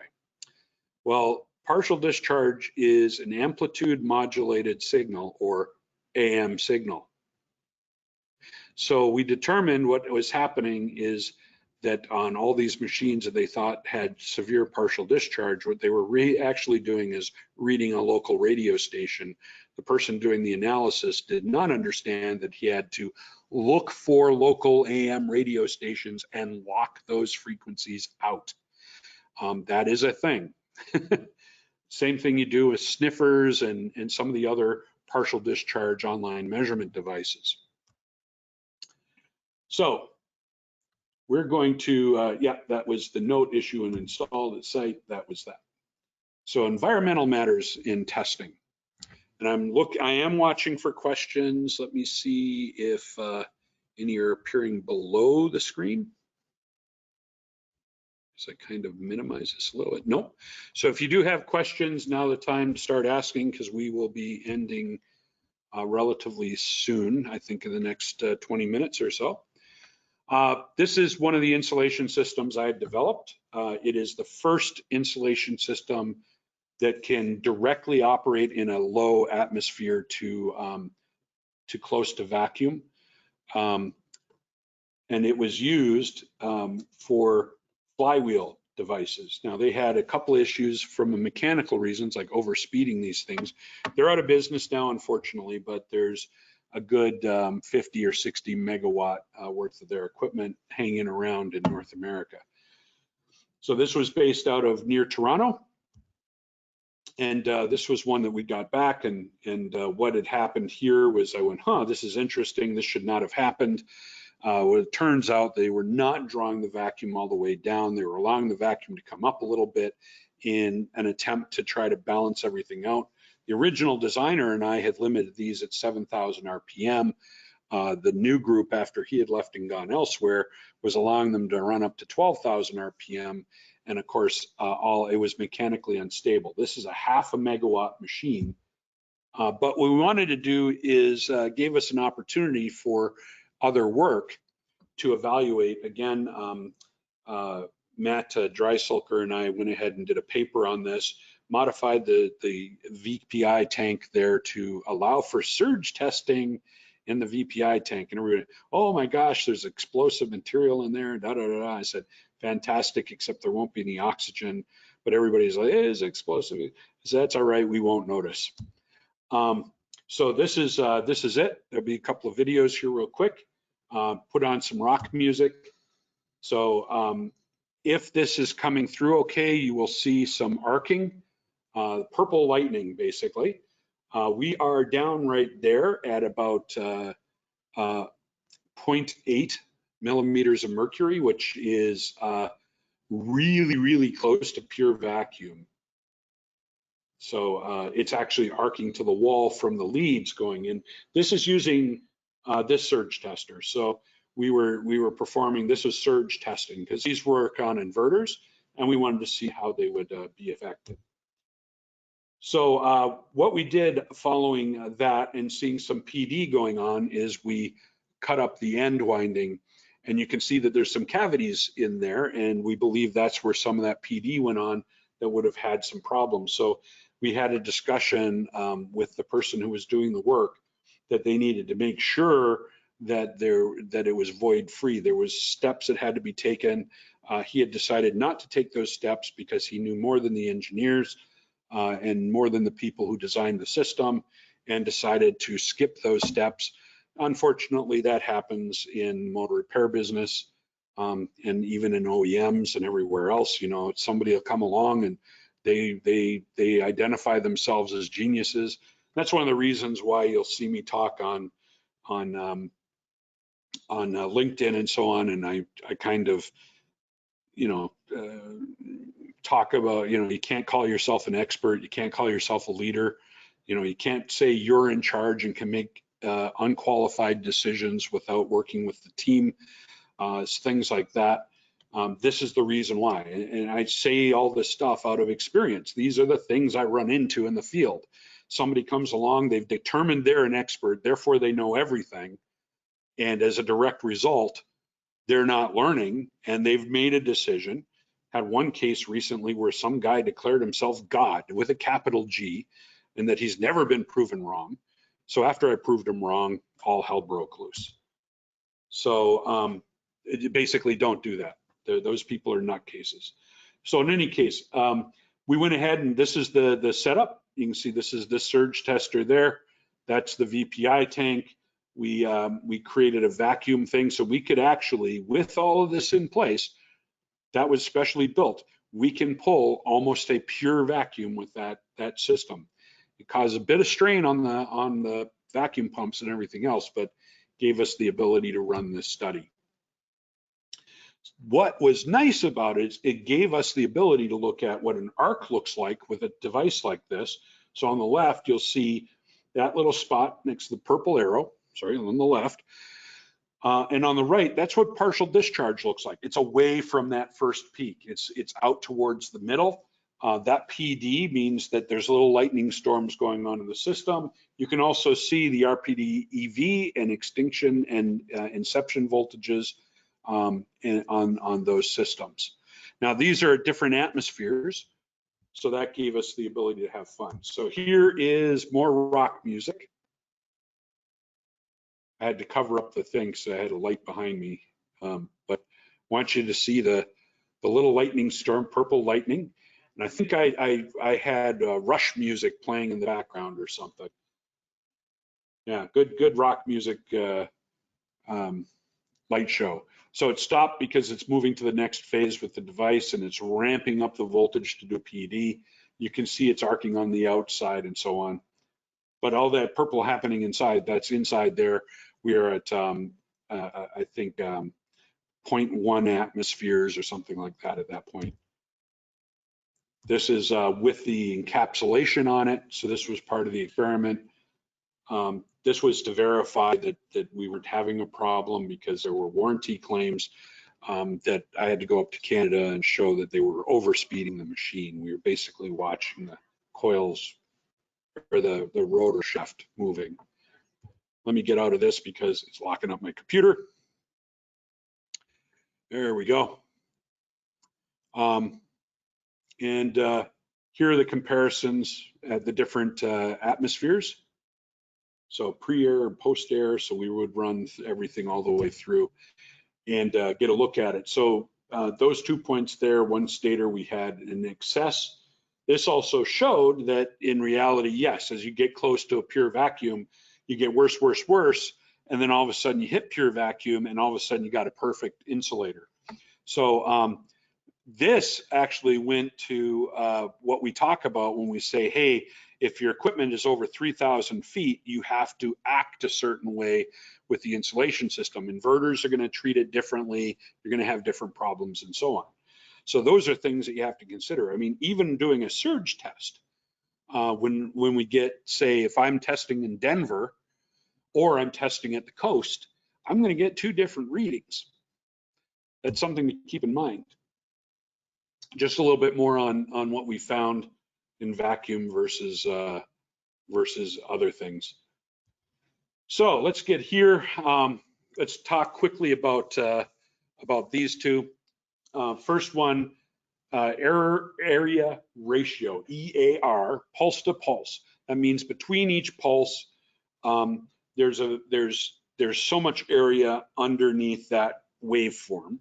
And so what it does, it measures that value.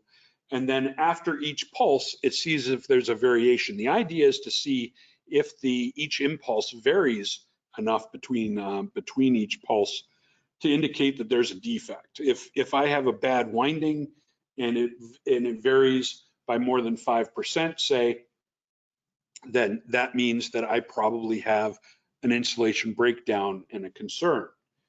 So on line to line or lead to lead tests, that's for the stator only. That allows the same type of thing. 10% is usually the limit you put on it, which would kick off the machine, and then you do a comparison basically.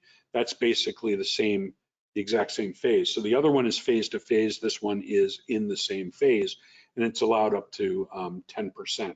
So in an assembled machine, you look for about 8%, and in the other one, you look at about 5%. Okay, so IEEE 1068. This is where we started talking about voltages with surge comparison testing. The one on the left is on a 12.4 kV wind winding. The machine on the right is the 13.2. This was to show the booster packs. So the one on the left, that's a 40,000 volt booster pack. One on the right, same type of booster pack. The one on the left, I used a lot in the field. It was nice and portable. Larger machines assembled, we would run into stuff there. I always warned against doing surge testing on these, especially in assembled things. We reduced the potential damage by disconnecting. So if ever I'm doing high voltage testing on a synchronous motor in the field, you want to disconnect the leads going to the rotor. You're still in danger if there's any type of closed circuit or a breakdown in the cabling. We proved that at NIH once. They demanded that we do a full voltage test to verify a machine. I said, really can't do it. We went back and forth. I kept the emails for a reason, and they insisted on it. So I stood by that machine, and it had been disconnected, and we caught the arc. It arced once, but it damaged the lead wire.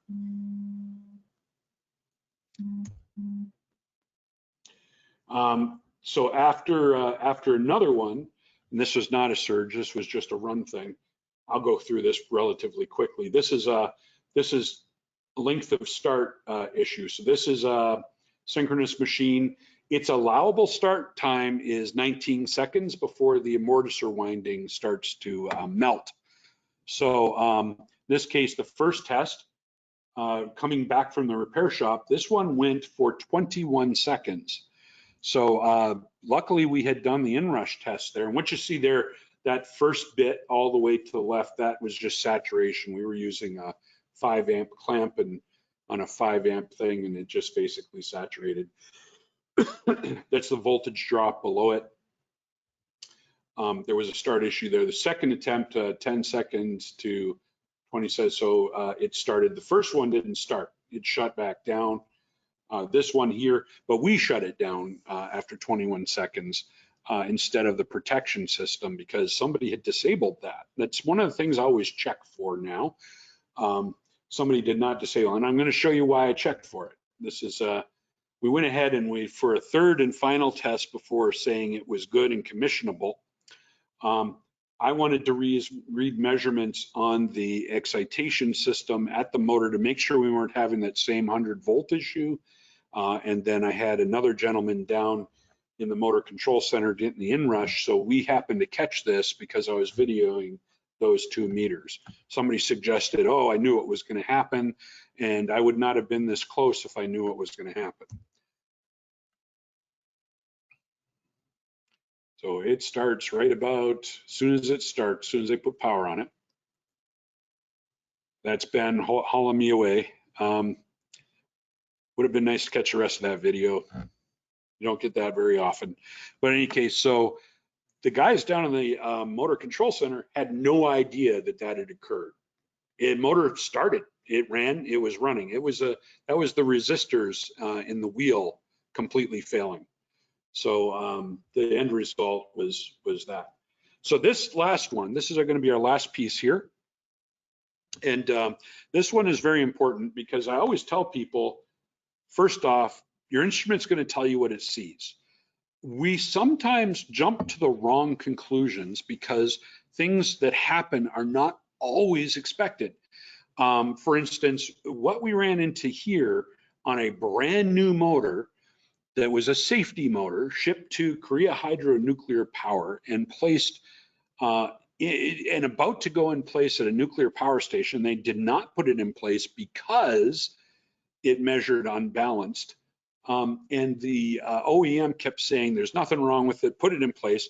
But because of the unbalance, none of the protective systems would work. And of course, they couldn't put it in place. So back and forth, back and forth. I think it ended up running into some kind of legal thing. So here's what I'll point out. So DC resistance at the top, you'll notice 89.7, 89.7, 93, 2.5% unbalanced. So it made 3%, but it is a very solid 89, 89, 93. And being somebody with some experience and a machine that has 504 coils, I should not see that significant a change. And this is, I run into this all the time. Everybody goes, oh, but the standard says, well, you know what a standard is, right? It's the minimum. So if I go in based on experience and I say, you know what, this does not look right. It should not be like this. There should not be, this should be spread out a little bit, like 89.7, 91, 93. Okay, I get that, 2.5%. That would be great. But this is not. It's 89.7, 89.7, 93. This tells me right away there's something wrong. So we started investigating the connections. The impedance, again, still under 3%, 2.4, 2.4, 2.5. But you notice there's like that value. So we tried rotating the shaft, measured again, exact same thing in the exact same phases. And by the way, this was with a Baker DX. So just like that other one I showed you, Baker DX. So we went in, and this is the connection points. So we don't see anything. It's difficult. Now, mind you, this is a huge machine, and I'll explain why in a second. So to put this into perspective, when I flew out there, I had the VP of engineering for the nuclear power company as my chauffeur. So he drives me down. They put me in first class, everything. So tested it, found an imbalance, looked for anything, any type of connection issue. We rechecked the connections, redid some stuff, undid, redid, filed down, didn't find anything. And I mentioned offhandedly, it's like, it's almost as if one complete circuit is cut out of one phase. And I'll pause there. So it wasn't quite that. So no smoking gun. The manufacturer said, just run it. There was back and forth. They didn't want to accept it.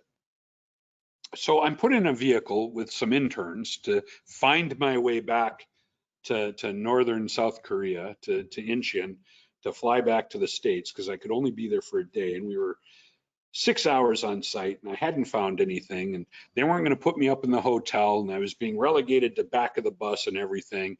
So first class was gone, and they were expecting me to solve the issue, and I'm sitting in back, and I'm rereading the report, and it says something about a bad coil. So we called up the site, and through translators said, send somebody into the motor, meaning climb up inside the motor and take some shots of the top of the winding. I'd like to see how the connections are. That right there is where they had cut the bad coil out. And as a matter of fact, in one phase, in 7 in parallel, they cut one coil out to try to balance it in one phase, causing a significant phase unbalance right from the factory, folks, in Europe, and flew it all the way to South Korea and to a nuclear power plant, and had cut coils out of the circuit because one was bad, because they had VPI'd it, did not want to rewind it again. This, by the way, later cost them a a generator sale because I happened to be, I mean, right at this time, I happened to be speccing out a generator, and I said, do not buy one from them. In any case, well, I mean, it went back and forth. I used it as a negotiating point with them to try to give them a chance but from a different site, not that site. It pissed me off to no end because this is the kind of crap that everybody says doesn't happen, and it does. So it's the first time I'd ever run into this where a critical motor for a nuclear power plant was, you know, and right after, by the way, everything that happened in Japan, they sent this. So the results in the test devices were correct. I used that All-Test 5. I used that. Everything was showing an imbalance. We did not see an obvious reason. So we looked for the inobvious, you know, just like I always look to Sherlock Holmes. Whenever the probable is not, whenever you cannot find evidence for the probable, then it's probably the improbable, and this was definitely improbable. I'd never seen a manufacturer do this and not inform the customer. As a matter of fact, hide it. Anyways, through all this, just because it new doesn't mean it's good, and I find that a lot. The average, now OEMs publish always a fraction of a percent, like 0.00 something. You know, everybody else says 6 sigma this and so on. Brand new equipment, expect about 1% of them have some kind of issue. So now I'm not talking about casting void issues and stuff like that. Those are there. I mean, there's way too many times that we jump ahead of the actual problems. So in any case, that is the final lesson. This is a wind turbine up in Saskatchewan. And let me get out of here so that we don't have that in the background. And this will give us a chance now. Let me go ahead and get this back over here so I can turn off the screen and ask if the remaining folks have any questions. I'm kind of watching for them. I didn't see anything new. Or if you all had dove off and drifted off. And I will give it just a few seconds. If not, please feel free to email me, info, I-N-F-O, at motordoc, that's M-O-T-O-R, D as in David, O-C, .com, with any questions that you might have. Let me just see who's on here still. I see somebody has a hand up.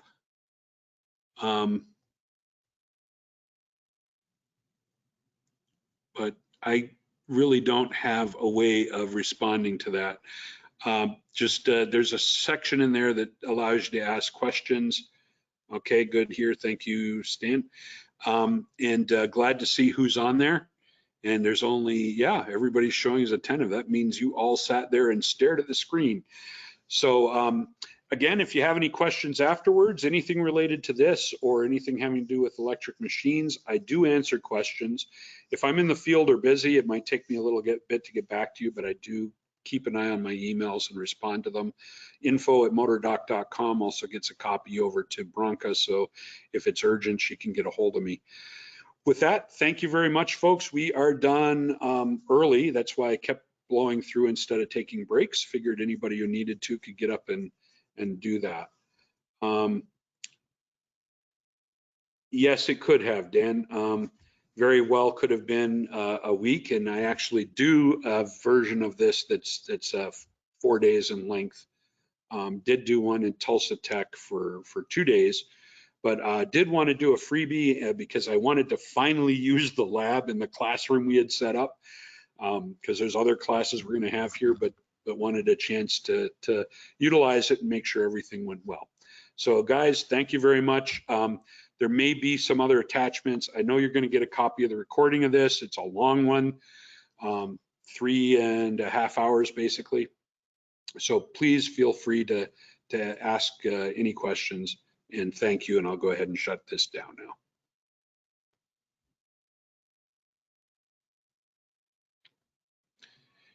if I can remember how.